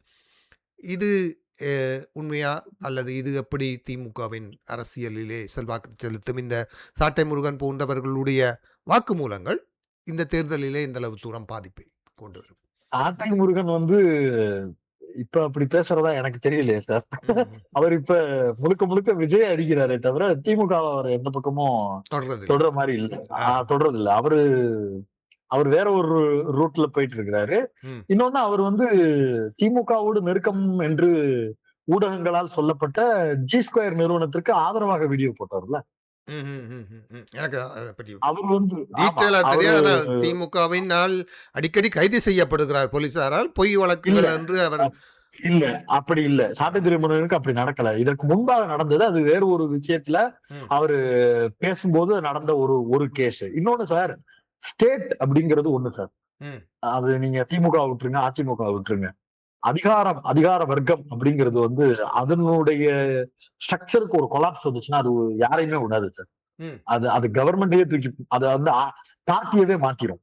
ஸ்டேட்டுக்கு அவ்வளவு பெரிய பவர் உண்டு. அதனுடைய வடிவம் என்பது பியூரோக்ராட்ஸினுடைய வலிமை என்பது ஒபே த ஆர்டரும் அதிகாரம் மட்டும்தான் அதற்கு தேவை. ம். அதை நீங்க நொறுக்குவதற்கு எதையுமே நீங்க வந்து அது எல்லாவற்றையும் பலி கொடுக்கும். ம். ம். நீங்க நேம் பண்ணாத பல ஊடகவியலாளர்கள் பழி இருக்கிறாங்க அப்படிங்கிற குற்றச்சாட்டு எல்லாம் இருக்கத்தான் செய்யும். அது ஒரு ஸ்டேட் குரூப் எல்லாம் செய்யும் சார். ம். அது திமுகன்னு இல்ல சார், அதிமுக உட்பட எல்லாத்தையும் செய்யும். ஏன்னா பார்ட்டி அசோசியேட் ஆகுறதுக்கு முன்னாடியே இந்த ஸ்டேட் மிஷினரி அதை செஞ்சு முடிச்சிடும். ஆஹா. ம். ம். நீங்க திமுக தலைவருக்கு இந்த விஷயம் போகணும்ன்ற அவசியம் இருக்காது. திமுக தலைவருக்கு இந்த விஷயம் போயிடக்கூடாதுங்கிறதுக்காக நானே முடிவெடுத்தேன்னு ஒரு ஸ்டேட் முடிவெடுக்கும். ஒரு போலீஸ் முடிவெடுப்பான். ஒரு கமிஷனர் முடிவெடுப்பாரு. ஒரு பியூரோக்ராட் முடிவெடுப்பாரு. ஏன்னா அவருக்கு தேவை இந்த பவர் சென்டரை பாதுகாப்பா வச்சிருக்கிறது. இது வந்து தமிழ்நாடு மட்டுமல்ல, உலகம் முழுக்க பல்வேறு அடக்குமுறைகள் நடக்கும்போது ஸ்டேட்டுடைய பார்வை ஒண்ணா இருக்கும் சார். போலீஸ் உடைய புரூட்டாலிட்டி, ஆக்ஷன்ஸ், நடவடிக்கை எல்லாமே இதுக்கும் அப்பாற்பட்ட ஒன்னாதான் சார் இருக்கும். ஆனா நீங்க கேட்ட கேள்விக்கு நேரடியா பதிலா வரும்போது இந்த புரூட்டாலிட்டிய இந்த கவர்மெண்ட் வந்ததற்கு பிறகு நாமசா எல்லார் மேலையும் தெளிச்சு விட்டாங்களா அப்படின்னு கேட்டா இல்லவே இல்லை. To be frank with you, Savukku Shankar மாதிரியான நபர்கள் தொடர்ச்சியாக இந்த அரசுக்கு எதிராக பேசுவதில் இந்த அரசே மௌனம் காத்தது. எந்த நடவடிக்கையும் எடுக்காமல் மௌனம் காத்தது. ஏன்னா வெளிப்படையாக இந்த ஊடகவியலாளர் மூலமாக இந்த பணம் கைமாறப்பட்டிருக்கு, இந்த விஷயத்த பேசுறதுக்கு இவ்வளவு தூரம் காசை வாங்கிட்டு பேசினாங்கன்னு ஸ்டிங் ஆபரேஷன்ஸ் மூலமா வீடியோக்களாக நூற்றுக்கணக்கான வீடியோக்களை மதன் என்கிற ஒரு நபர் வெளியிட்டார். அதில் சின்ன சின்ன யூடியூப் சேனல்ஸ்ல இருந்து மெயின் ஸ்ட்ரீம் பத்திரிகைகள் வரைக்கும் பணப்பட்டுவாடா நடந்த விஷயங்கள் குறித்து பூராமே ஓப்பனா வாக்குமூலங்களாக வெளியில வந்தது. ஆனால் இந்த அரசாங்கம், இந்த திமுக அரசாங்கம் அவர்கள் மீது ஒரு நடவடிக்கையும் எடுக்கவே இல்லை. ஏன்னா ஒடுக்கிடுவாங்க, காவல்துறை ஒடுக்குகிறது, திமுக அரசு ஒடுக்குகிறது என்று சொல்லி விடுவார்களோ அப்படிங்கிறதுக்காக நாங்க சேர்க்குங்க, நாங்க அப்படிலாம் யாரையும் பண்ணலைங்கன்னு சொல்லி ஒதுங்கி கொண்டது இந்த திமுக. நடவடிக்கை எடுக்கிறதுக்கு இவங்க தயங்கிக்கிட்டு இருந்தாங்க. தயங்குறாங்க. இப்பயுமே கூட சவுக்கு சங்கர் எப்படி கைது செய்யப்பட்டிருக்கிறாருன்னா நீதிமன்றத்தால் கைது செய்யப்படுறார். இவங்க போய் கைது செய்யுங்கன்னு பல குற்றச்சாட்டுகள், பல புகார்கள் வந்த போதும் இவர்கள் கைது செய்யவே இல்லை. இங்க இருக்கக்கூடிய பல ஊடகவியலாளர்களுக்கு, அதாவது சார் இது லெப்ட் இது ரைட் அப்படின்னு சொல்லணும். அதுதான் ஜேர்னலிசம் என்ன பொறுத்தவரையில. இந்த பக்கம் இருப்பது லெப்ட், இந்த பக்கம் இருப்பது ரைட், நீங்கள் எது வேண்டுமோ போய் கொள்ளுங்கள் அப்படின்னு சொல்றது இல்ல ஊடகம். மழை பெய்கிறதான்னு கேட்டா வெளியில வந்து மழை பெஞ்சுக்கிட்டு இருக்கிறத பார்த்து ஆம் மழை பெய்து கொண்டிருக்கிறதுன்னு சொல்லணும். மழை பெய்வதாக தகவல்னு சொல்றதுக்கு பேர் ஊடகம் கிடையாது. அந்த ஜேர்னலிஸ்ட் கிடையாது. இது சரி, இதுதான் சரி, இப்படித்தான் இருக்கு அப்படின்ற ஃபேக்ட அப்படிதான் சொல்லணும். அதுக்கு பேர் தான் ஜேர்னலிசம். அப்படி பார்த்த ஜேர்னலிசத்துலதான் நான் வளர்ந்துருக்கிறேன். இந்த ஜேர்னலிசத்தின் அடிப்படையில் இருந்து நீங்க கருத்து சொல்றது வரைக்கும் தான் உங்களுக்கான ஊடக சுதந்திரத்துக்கான தேவை இருக்கு. நீங்க அதுக்கு காசு வாங்கிட்டு அதுக்கு ஒன் சைடடா நீங்க ஒரு நியூஸ ஃபேக்கா கிரியேட் பண்றீங்கன்னா they are not a journalist. They have to punish. Sting ஆபரேஷன்ல வீடியோல மாத்தினாங்க, எனக்கு ஒரு டேப் வாங்கி கொடுங்க அப்படின்னு கேட்டு ஒரு மோதிரத்தை வாங்கிக்கிட்டு நான் இவங்களுக்கு ஃபேவரட்டா வேலை பாக்குறேன்னு சொல்றான் சார். அவங்கள ஜேர்னலிஸ்ட்னு மதிக்க சொல்லுவாங்களா? நேர்மை மட்டும் நான் தொடர்புடையதா சொல்லல. நீங்க பணம் வாங்கலைனாலும் அந்த செய்தியை ஒண்ணு ஃபேக்கா கிரியேட் பண்ணீங்கல்ல, அது இந்த சமூகத்தில் ஏற்படுத்தி இருக்கக்கூடிய வேலைன்னு ஒண்ணு இருக்குல்ல, அதுக்கு நீங்க அப்ப அந்த துறைக்கு நீங்க உண்மையா இல்ல. அப்ப அதுதானே கேள்வி. அப்ப அதை யார் கேள்வி எழுப்புவது? அது குறித்து யார் நடவடிக்கை எடுப்பது? அந்த நடவடிக்கை எடுத்தா அது வந்து ஒடுக்குமுறை அப்படின்னு சொல்லவே முடியாது. ம்.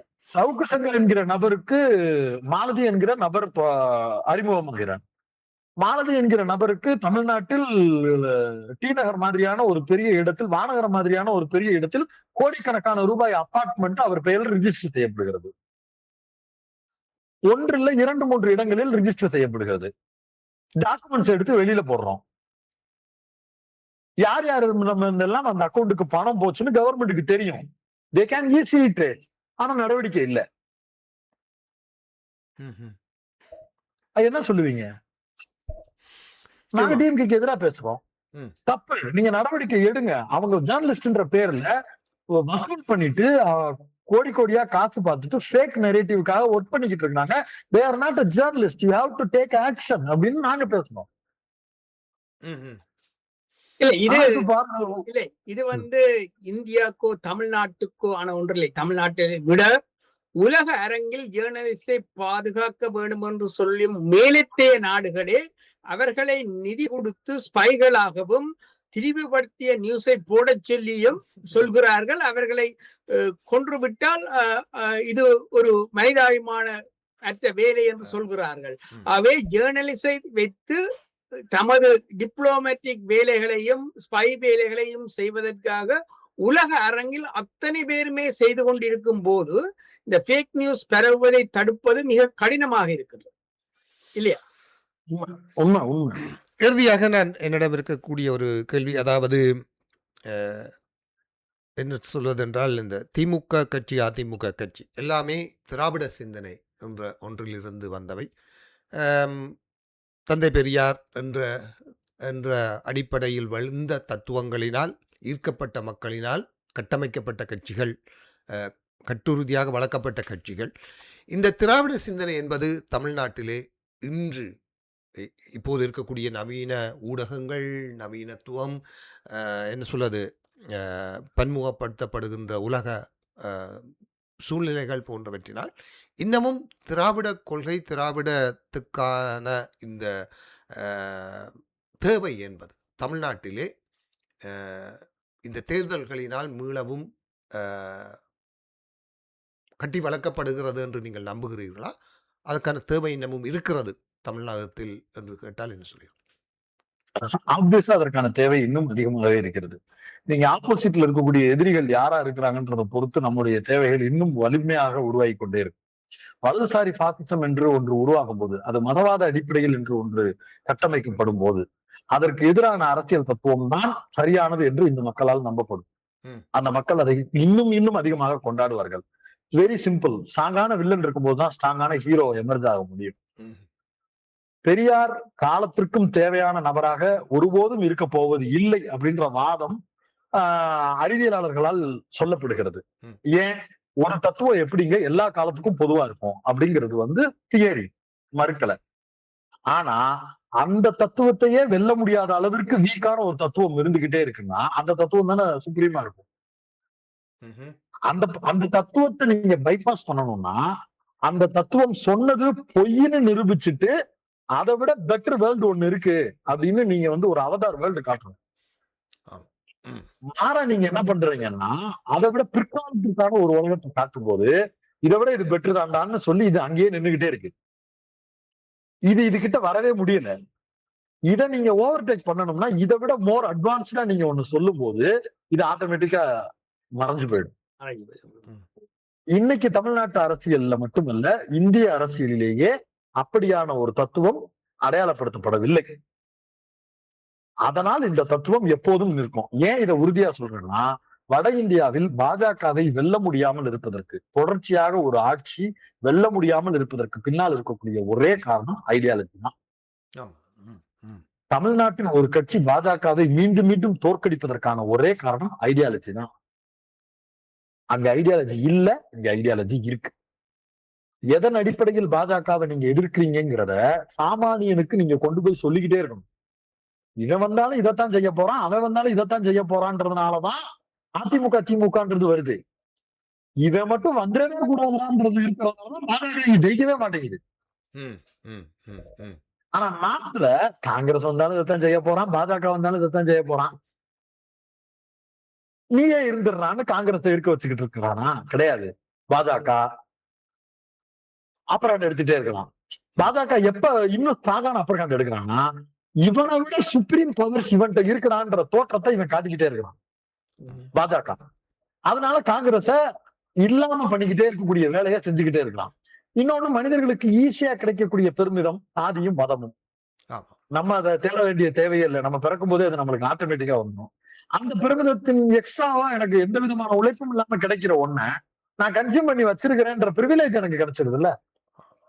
அப்ப அது ஆட்டோமேட்டிக்கா ஒண்ணு செஞ்சிருது. பட் இங்க அது இல்ல உன் ஐடென்டிட்டி. நீ என்னவா சிந்திக்கிறியோ அதுதான் உன் ஐடென்டிட்டி. இங்க இருக்கக்கூடிய அரசியல் அதை சொல்லி கொடுக்குது. நீ படிச்சிரு, நீ வேலைக்கு போயிரு, நீ சம்பாரிச்சிரு, நீ உன் காசுல பெட்ரோல் போடு, நீ உன் கல்யாணத்துக்கு யார் வேணும்னு நீ தீர்மானிச்சுக்க. இப்படி ஒரு பிரிவிலேஜ் இந்த சமூகம் எனக்கு கொடுக்கும்போது நான் எடுக்கிற முடிவுன்னு என்னை சுற்றி எனக்கான அப்படின்னு ஒரு முடிவுக்கு வரும்போது என்னுடைய ஐடியாலஜி அங்க வந்துருக்கு. அப்ப நான் என்ன சிந்திக்கணும், அப்ப நான் என்ன சம்பாதிக்கணும் அப்படிங்கிறது வரும்போது எனக்கு என்னுடைய காம்படிஷனே தேர்தல் வாக்குறுதியில 2000 ரூபாய் நீ கொடுக்குறேன்னு பாஜக சொல்ல வைக்கிறதா மாறுது. இந்துத்துவான்னு நேரடியா சொல்லிட்டு வர முடியாது. மாறா ஏமாத்துறதுக்கு சில வேலைகளை பண்ணிட்டு வர முடியும். அந்த வேலைகளில் ஒரு லைன்ல தான் தாவேகாவை எடுத்துட்டு வர்றாங்க. ஏன் தாவேகாவை அந்த இடத்துல பொருத்தி பார்க்க வேண்டியது இருக்குன்னா, எதிர்த்து ஐடியாலஜியா அந்த இளைஞர்களை அரசியல் படுத்த வேண்டிய வாய்ப்பு விஜய்க்கு இருந்தும் அந்த வாய்ப்பை பயன்படுத்த மறுக்கிறார். கடந்த காலங்களில் நாம் தமிழர் சீமான் என்ன தவறை செய்தாரோ அதே தவறை விஜய் செய்து கொண்டிருக்கிறார். தன்னை நம்பி வரக்கூடிய ஒரு அரசியல் பெரும் கூட்டத்தை அரசியல் படுத்தி தினமும் போராட்ட களத்திலும் தினமும் மக்கள் மன்றத்திலும் நிறுத்தி கொண்டே இருக்கணும். அப்பதான் நீங்க வெற்றி பெற முடியும். அப்பதான் நீங்க சொல்ற 77, 67 வரும். அதை விட்டுட்டு ஒரு நாள் பிரச்சாரத்துக்கு வந்துட்டு 3 நாள் ரெஸ்ட்டுக்கு போயிருவீங்கன்னா, ஜெயிக்க வேண்டிய நீங்களே 3 நாள் ஓய்வு எடுக்க போவீங்கன்னா ஓட்டு போடுறவங்க எதுக்கு உங்களுக்காக வந்து டெய்லி நிச்சயம்.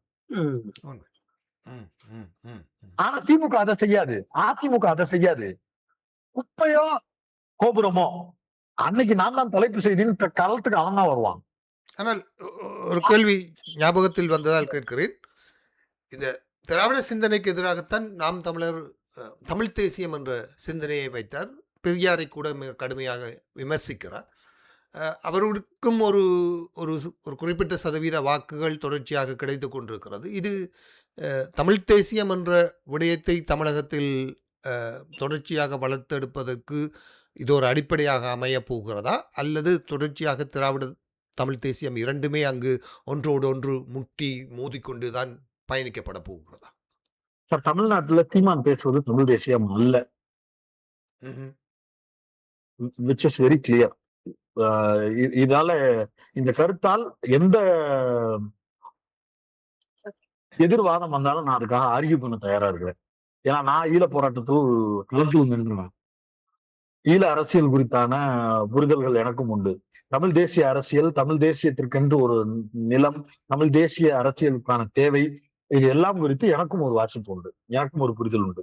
தமிழ்நாட்டில் சீமான் பண்ணி கொண்டிருப்பது தமிழ் தேசிய அரசியல் அல்ல. சீமான் தமிழ் தேசியத்தின் முகமும் அல்ல. ஏனென்றால் இங்கு தமிழ் தேசியம் பேசிக் கொண்டிருந்த நபர்கள் யாருமே சீமானோடு இல்லை. சீமான் பேசக்கூடிய அரசியல் தமிழ் தேசியம் என்றால் இந்திய தேசியத்திற்கு எதிரான முதல் குரலாக அவர் தான் ஒலிக்க வேண்டும். பார்லிமெண்ட் எலெக்ஷன்ல ஏன் போட்டி போடுறாரு? தேர்தல்ல முதல்ல எப்படி போட்டி போடலாம்? இந்திய தேர்தலை, இந்திய சட்ட திட்டங்களை ஏற்றுக்கொண்டு ஒருத்தர் இருக்கும்போது அவர் எப்படி தமிழ் தேசியவாதி ஆவார்? தமிழ் தேசியம் என்பதே இந்திய தேசியத்திற்கு எதிரானது தானே. இந்திய தேசியம் என்பது ஒன்று இருந்தால் அங்க எப்படி தமிழ் தேசியம் வரும்? அப்ப இந்திய தேசியம் தனி, தமிழ் தேசியம் தனின்னு பேசுங்க. அப்ப இந்த தமிழ் தேசியம் தான் என்னுடைய தேவை, என்னுடைய தனி நாடுதான் என்னுடைய கோரிக்கைன்னு சீமான் பேசினார்னா சீமான் தமிழ் தேசியவாதின்னு நான் சொல்லலாம். அப்ப 540 எம்பிக்கள் உட்கார வேண்டிய இடத்துக்கு நம்மளும் ஒரு 40 எம்பி அனுப்புவோம்னு பேசுறது எப்படி தமிழ் தேசியம் ஆகும்? இந்த வேளை இன்னும் ஒரு நேயர் இணைகிறார், அவரையும் சுருக்கமாக இணைத்துக் கொள்வோம். வணக்கம்.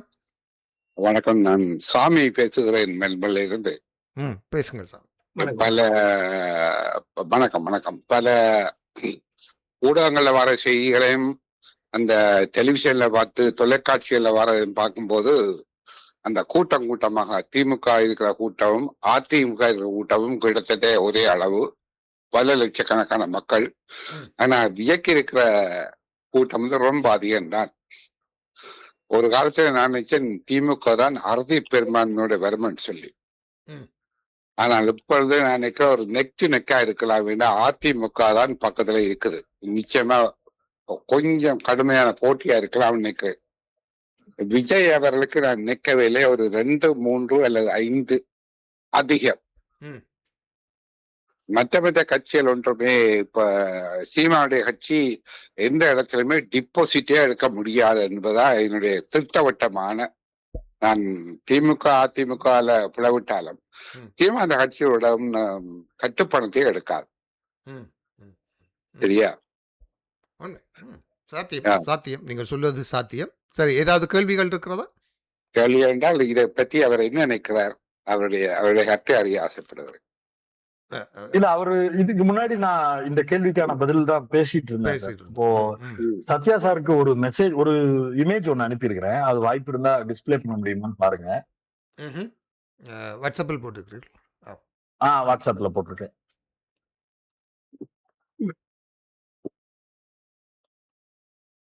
கமலஹாசன் அவர்களுடைய பேர். இது வந்து 2021 கமலஹாசனுக்கு கூடிய கூட்டம், சாதாரண தெரு பிரச்சாரத்திற்கு. இந்த கூட்டம் விஜய்க்கு எந்த விதத்திலும் தலைத்த கூட்டம் இல்ல. இப்ப கமலஹாசன் எங்க இருக்காரு? மன்னிக்கவும், என்னுடைய தனிப்பட்ட தொலைபேசி அது இதோட கனெக்ட் பண்ண முடியாது. இருந்தாலும் நான் அதை இதைத்தான் சிலர் சொன்னார்கள். சீமானுக்கு கூடும் கூட்டம். நன்றி நன்றி நன்றி நன்றி நன்றி நன்றி. இதைத்தான் சொன்னார்கள். சீமானுக்கு கூடும் கூட்டம் என்றுமே வாக்காக மாறுவதில்லை. அவர் பேச்சு கண்ட ஒரு கூட்டம் கூடும், ஆனால் வாக்காக மாற மாட்டாது. சரி, ஏன் விஜய் வெளியில தொடர்ச்சியா வர்றதில்லை அப்படின்னா, நடிகர்கள் மீதான மோகம் என்பது தொடர்ச்சியாக ஒரு இடத்துல நீங்க பாத்துட்டீங்கன்னா மோகம் போயிடுச்சு. மோகம் என்கிற வார்த்தையை வந்து வேற ஒரு பொருள்ல புரிஞ்சுக்க கூடாது. அது வந்து அந்த அபிமானம், விஜய் அப்படிங்கிறது வந்து ஒரு தடவை பார்த்துட்டு ஒரு போட்டோ எடுத்துட்டா முடிஞ்சு போயிடும் சார். அதுக்கு பிறகு அதுக்கு மேல அதை புஷ் பண்றதுக்கு ஒண்ணும் இல்ல. முதல் தேர்தலில் விஜய் வாங்கக்கூடிய வாக்கு தான் அவருடைய அதிகபட்ச வாக்கு வங்கி. அதற்கு பிறகு அது வளராது. அவர் ராமதாஸ் போல, அவர் டிடிவி தினகரன் போல ஒரு 3ஆம் கட்ட கட்சியாக இருந்து கூட்டணி பேச்சுவார்த்தைக்கு பேரம் பேசக்கூடிய ஒரு கட்சியாக வளருவார். தேமுதிகவை போல ஒரு கட்சியாக வளருவார். அதுக்கும் அவர் உழைக்க வேண்டும். அவர் இதே மாதிரி போய் வீட்டுக்குள்ள படுத்து கிடந்தாருன்னா அதுவும் நடக்காது. கமலஹாசன் மாதிரி இன்னொரு கட்சியோடு கூட்டணியில, அதுவும் பேரமும் பேச முடியாத நெருக்கடிக்கு தான் தள்ளப்படுவார். ஆனால் ஒரு 50 கோடி 60 கோடி சம்பளம் வாங்குகின்ற ஒருவர் எல்லாவற்றையும் விட்டுவிட்டு தமிழக அரசியலுக்கு வருகிறார் என்று அவருடைய ரசிகர்கள் எல்லோரும் பேசுகிறார்களே. சீமான் என்ன சம்பாதிச்சாரு? இன்னைக்கு அவருடைய சொத்து மதிப்பு என்ன? எல்லாத்தையும் விட்டுட்டு வந்தாரா? தெரியாது அவருடைய சொத்து. ஆனால் சொத்துள்ள இடத்தில் திருமணம் செய்தார் என்பது மட்டும் தெரியும். அவர் அபிடவிட்ல தாக்கல் பண்ணியிருக்கிறாரு. அவருடைய மனைவி பேர்ல இருக்கக்கூடிய சொத்துக்கள் பூராத்தையும் அவர் பண்ணியிருக்கிறாரு. அவங்க மனைவியை ஏற்கனவே சொத்துள்ள இடத்துல கல்யாணம் பண்ணாருன்னு சொல்றதை நான் ஏத்துக்கிறேன். 2022ல 23ல கொடைக்கானல்ல எஸ்டேட் வாங்கி கொடுக்கறதுக்கு அவங்க மாமனார் உயிரோட இருந்தாரு. அந்த அபிடவிட்ல அவர் தாக்கல் பண்ணியிருக்கிறாரு. நான் பொய் சொல்லல. தேர்தலுக்கு வருவது, அரசியலுக்கு வருவது என்பது பணத்தை சம்பாதிப்பதற்கான இடம் அல்லன்னு சொல்லுவது பொய்.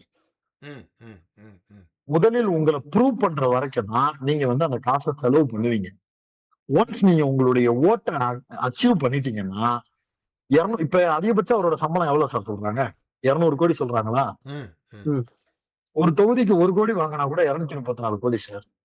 அதை விட 34 கோடி லாபம்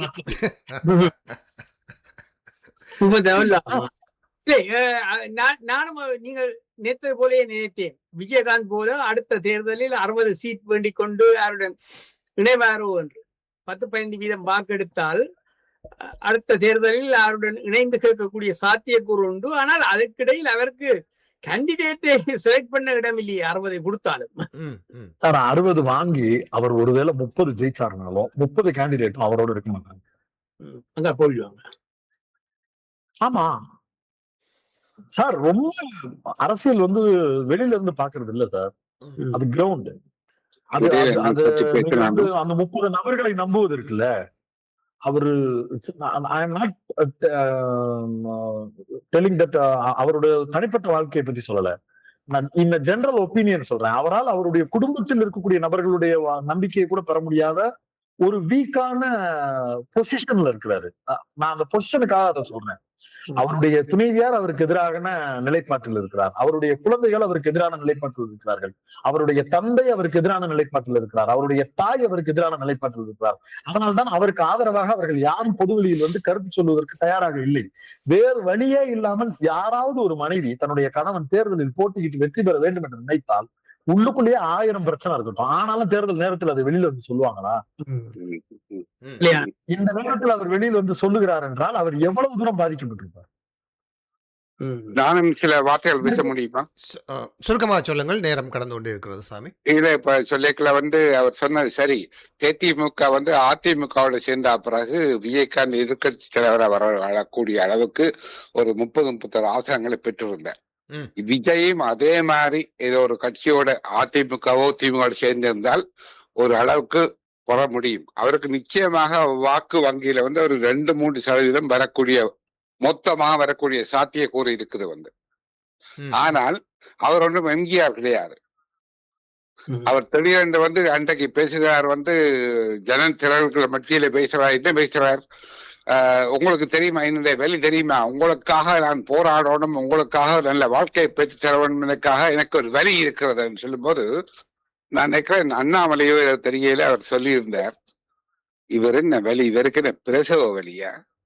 அங்கே அவருடைய மனைவியார் வந்து நீதிமன்றத்தில் அழுது கொண்டிருக்கும் போது ஒரு திருமண விழாவுக்கு ஒரு கூத்தாடியை கூட்டிக் கொண்டு போயிருக்கிறாரு, இவருக்கு என்ன வழி இருக்க முடியும்னு சொல்லி இப்படி எல்லாம் பேசிக்க வந்து அவருக்கு கொஞ்சம் ஜனங்களுக்கு படித்த மக்களுக்கு கொஞ்சம் புரிகிறது என்றுதான் நினைக்கிறேன். வந்து கூட்டம் கூடினால் அதெல்லாம் வாக்காக மாறாது, சேகர் சொன்ன மாதிரி. நன்றி நன்றி சாமி. சில கிரிட்டிக் இப்ப வருகிறது, அதாவது இவர் ஜனநாயகத்தை லீக் ஆக்கி இருக்கிறார் என்றெல்லாம், அதெல்லாம் சொல்ற சரியா சார்? தமிழ்நாட்டுல அந்த விஷயம் வந்து டேக் ஆஃப் ஆகல சார். ஜனநாயகன் படம் லீக் ஆனது குறித்து இண்டஸ்ட்ரியில் இருக்கக்கூடியவர்களே விஜய்க்கு ஆதரவாக கருத்து பேச வரல. ஏன்னா இது குறித்து விஜய் தன்னுடைய எதிர்ப்பை எந்த இடத்திலும் பதிவு செய்யவே இல்லை. சினிமா துறையை சார்ந்த நபர்களுக்கு இப்படி ஒரு பிரிண்ட் இந்த டிபார்ட்மெண்ட்ல இந்த ப்ரொடக்ஷனை தவிர்த்துட்டு வெளியில போக வாய்ப்பு இல்லைங்கிறது தான் ஒப்பீனியனே. ஒரு தியேட்டர்ல ஓடிக்கிட்டு இருக்கும் போது மொபைல்ல ரெக்கார்ட் பண்ணா அது யாருடைய சரியா வேண்டுமானாலும் இருக்கலாம். சிபிஎஃப்டி, அதாவது சர்டிபிகேட் கொடுக்கக்கூடிய போர்டு மெம்பர்ஸ் பார்த்துக்கிட்டு இருக்கும் போது அந்த ஃபுட்டேஜ் வெளியில வந்திருக்குன்னா, சிபிஎஃப்சின்னு அதுல வாட்டர் மார்க் போட்டு டேட் போட்டிருந்து அந்த ஃபுட்டேஜ் வெளியில வந்திருந்துச்சுன்னா இதுல எல்முருகனுக்கு தொடர்பு இருக்குன்னு சொல்லலாம். இல்ல அந்த படத்தை ரெட் ஜெயிண்ட் மாதிரியான ஒரு நிறுவனம் ரிலீஸ் பண்ணுதுன்னா அவங்கள்ட்ட இருந்துச்சு, அதனால அந்த ஃபுட்டேஜ் வெளியில வந்துச்சு, உதயநிதி ஸ்டாலினுக்கு பொறுப்பு இருக்குன்னு சொல்லலாம். முழுக்க விஜய் தேர்ந்தெடுத்த கேவிஎன் ப்ரொடக்ஷன் என்கிற ஒரு நிறுவனம், விஜய் பார்த்து டிக் அடிச்ச ஒரு எடிட்டர், விஜய் பார்த்து டிக் அடிச்ச ஒரு ப்ரொடியூசர், விஜய் பார்த்து டிக் அடிச்ச ஒரு டைரக்டர், முழுக்க அவர்களுடைய குரூப்புக்குள்ள விஜயனுடைய கடைசி படம் என்று நினைக்கக்கூடிய ஒரு படம். அந்த ப்ரொடக்ஷன் ஹவுஸுக்கு அந்த படம் ரிலீஸ் ஆச்சுன்னா கிட்டத்தட்ட 1000 கோடி ரூபாய் அளவுக்கு வசூல் பண்ண எல்லா ஸ்டஃப்பும் இருக்கக்கூடிய ஒரு படத்தை எவ்வளவு தூரம் பாதுகாப்பாங்கன்னு நீங்க நினைக்கிறீங்க? அதையும் மீறி ரா ஃபுட்டேஜ் மட்டும் இல்ல, அது வந்து ஒரிஜினலா ஹெச்டி பிரிண்ட்ல அவர்கள் டேபிள்ல இருந்து வெளியில வருதுன்னா வெளியில இருக்கக்கூடிய நபர்கள் ஒருபோதும் அது உள்ள போய் எடுக்கவே முடியாது. ஏன்னா அங்க 1000 ஃபயர்வால் இருக்கும். நான் என்னுடைய சேனல்ல ஒரு திரைப்படத்தினுடைய எடிட்டர்கிட்ட பேட்டி எடுத்து போட்டிருக்கேன். கிட்டத்தட்ட அது ஒரு 3 லட்சம் நபர்கள் 2.5 லட்சம் நபர்கள் பார்த்துட்டு இருந்தாங்க. அதுக்கு வெவ்வேறு சினிமா துறையில் இருக்கக்கூடிய நண்பர்களும் எனக்கு கால் பண்ணி அந்த வீடியோ குறித்து பேசினாங்க. ஆமா அப்படின்ற ஃபேக்டர் எடிட்டர்ஸ் சொல்லக்கூடிய செய்தி, இது எங்களுடைய டேபிள்ல இருந்து வெளியே போவதற்கு வாய்ப்பே இல்லை. வேற ப்ரொடியூசர் கேட்காம டைரக்டர் கேட்காம, ஹீரோ கேட்காம, இந்த 3 தான் பெரிய கமெண்ட். எக்ஸிகியூட்டிவ் ப்ரொடியூசர் என்று இபி ஒருத்தர் பேரை சொல்றாங்க, ப்ரொடியூசர் சொல்றாங்க, டைரக்டர் சொல்றாங்க, ஹீரோ சொல்றாங்க. இந்த 4 பேரை தவிர்த்துட்டு இந்த வீடியோ இப்படியான அவுட் எடுக்கவே முடியாது. இப்படி ஒரு அவுட் எடுத்தா இந்த அவுட் யாருக்காக எடுக்கப்பட்ட அவுட்னு இந்த வீடியோவுடைய கிளிப்பிங் எங்கள்கிட்ட கொடுத்தாலே எங்களால கண்டுபிடிச்சிட முடியும். இப்ப சமூக ஊடகங்களில் வைரல் ஆகி கொண்டிருக்கக்கூடிய இந்த கிளிப்பிங்க அவங்களுடைய சர்வர்ல போட்டு இந்த வீடியோ எப்ப அவுட் எடுக்கப்பட்டது, யார் கேட்டு இது அவுட் எடுத்ததுன்றது வரைக்கும் அவங்களால கண்டுபிடிக்க முடியும். அப்ப அவர்களுடைய டிபார்ட்மெண்ட் சைடுல இருந்து அவர்களுடைய துறையில் இருக்கக்கூடிய ஒரு நபர் போட்ட அவுட் அவங்க ரிலீஸ் பண்ணிருக்காங்க. வாய்ப்பு இல்ல. அதைத்தான் சொல்கிறார்கள். தேர்தல் காரணத்துக்காக அவர்களே ரிலீஸ் பண்ணி விட்டு கள்ள வேலைக்காக அதில் சொல்லப்பட்ட விடயங்களை சொல்லி வாக்கு எடுக்கலாம் என்று. சார் அந்த படம் தேர்தலுக்கு பிறகு வெளியில வந்தா அந்த படம் ஓடாது சார். ஏன்னா அவர் படத்துல கையில டிவி கேன் வச்ச குத்தி இருக்கிறாரு.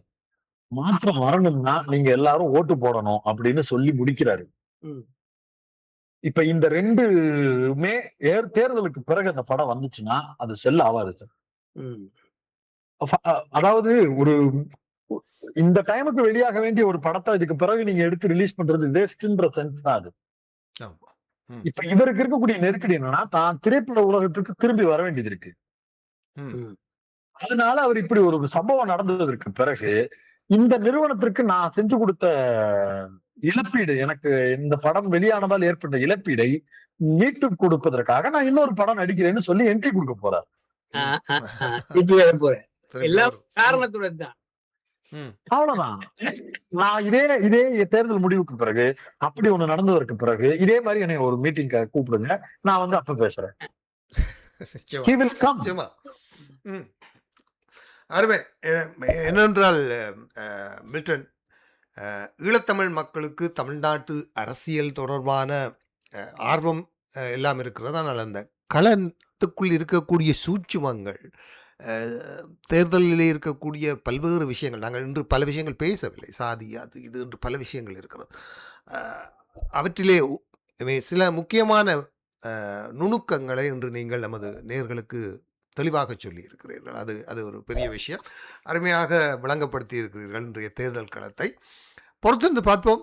தேர்தல் 23ஆம் தேதி நடந்து முடிந்த பின்னர் நிலவரங்கள் எப்படி இருக்கிறது என்று பார்ப்போம். நிச்சயமாக அதுக்கு பின்னர் நாங்கள் சந்திக்கலாம். உங்களுக்கு நேரம் வாய்க்கும் போது நிச்சயமாக சந்திக்கலாம். மில்டனுடைய யூடியூப் முடித்ததை விட ரிசல்ட்ஸ் வந்தா அப்புறம் சந்திப்பதுதான் நன்றாக இருக்கும். நிச்சயமாக சந்திப்போம். அந்த உங்களுடைய யூடியூப் சேனல் பேரலை என்று சொல்லப்படுகிற யூடியூப் சேனல், எல்லோரும் யூடியூப்பிலே சென்று பேரலை என்று ஆங்கிலத்தில் அடித்தீர்கள் என்றால் இலகுவாகவே வரும். அதை நீங்கள் பார்க்கலாம். தமிழ்நாட்டு அரசியல் களம் தொடர்பாக அவர்களுடைய பல கலந்துரையாடல்கள், செவ்விகள், இந்த எடிட்டருடனான சந்திப்பு எல்லாமே இருக்கிறது. ஆகவே அதை எல்லோரும் நேர்கள் பார்த்து மில்டனுக்கு தங்கள் ஆதரவை தெரிவிக்க வேண்டும் என்று நான் அன்பாக கேட்டுக்கொள்கிறேன். நன்றி மில்டன், நிகழ்ச்சியோடு இணைந்து கொண்டதுக்கு மிக்க நன்றி. நிறைய விஷயம் இன்னும் பேச இருக்கிறது, இருந்தாலும் நேரம் கடந்து விட்டதால் நாங்கள் இத்துடன் நிறைவுக்கு கொண்டு வருவோம். இன்னும் ஒரு சந்தர்ப்பத்தில் நிச்சயமாக உங்களோடு இவ்வாறு சுவாரஸ்யமாக கலந்துரையாடுவதற்கு வாய்ப்பை தருவீர்கள் என்று நம்பி மிக்க நன்றி. அழைத்த உங்கள் அனைவருக்கும் நன்றி. இவ்வளவு நேரம் பொறுமையாக கேட்டவங்க எல்லோருக்கும் நன்றி. என்னுடைய கருத்தோடு அப்படியே ஒத்துப்போக வேண்டும் என்கிற எந்த தேவையும் இல்லை. மாற்று கருத்துக்கள் தான் இந்த சமூகத்தை ஆரோக்கியமானதாக மாற்றும். மாற்று கருத்துக்களை சொல்லுவதற்கோ பேசுவதற்கோ விவாதிப்பதற்கோ தயங்கக்கூடிய சமூகம் தேங்கி போகும். அதனால் மாற்று கருத்துக்களை மிக நேர்மையாக விவாதிப்போம். யாராவது ஒருவர் தெளிவடைவோம். இந்த சமூகத்தை அடுத்த கட்டத்துக்கு முன்னேற்றுவோம். எப்போதும் சேர்ந்தே பயணிப்போம். நன்றி. நன்றி. விடைபெற்றுக் கொள்கிறேன். நன்றி, வணக்கம். நன்றி. விடைபெற்றுக் கொள்கிறோம். நன்றி. நல்ல விடயங்களை சொன்னீர்கள். நன்றி. நேர்கள், இதுவரை கருத்துக்களம் நிகழ்ச்சியில் எம்மோடு தமிழ்நாட்டிலிருந்து பத்திரிகையாளர் மில்டன் அவர்கள் கலந்து சிறப்பித்த கருத்துக்களம் இடம்பெற கேட்டீர்கள். தமிழ்நாடு தேர்தல் 2026 கள நிலவரங்கள் தொடர்பாக அவருடன் கலந்துரையாடியிருந்தோம். அந்த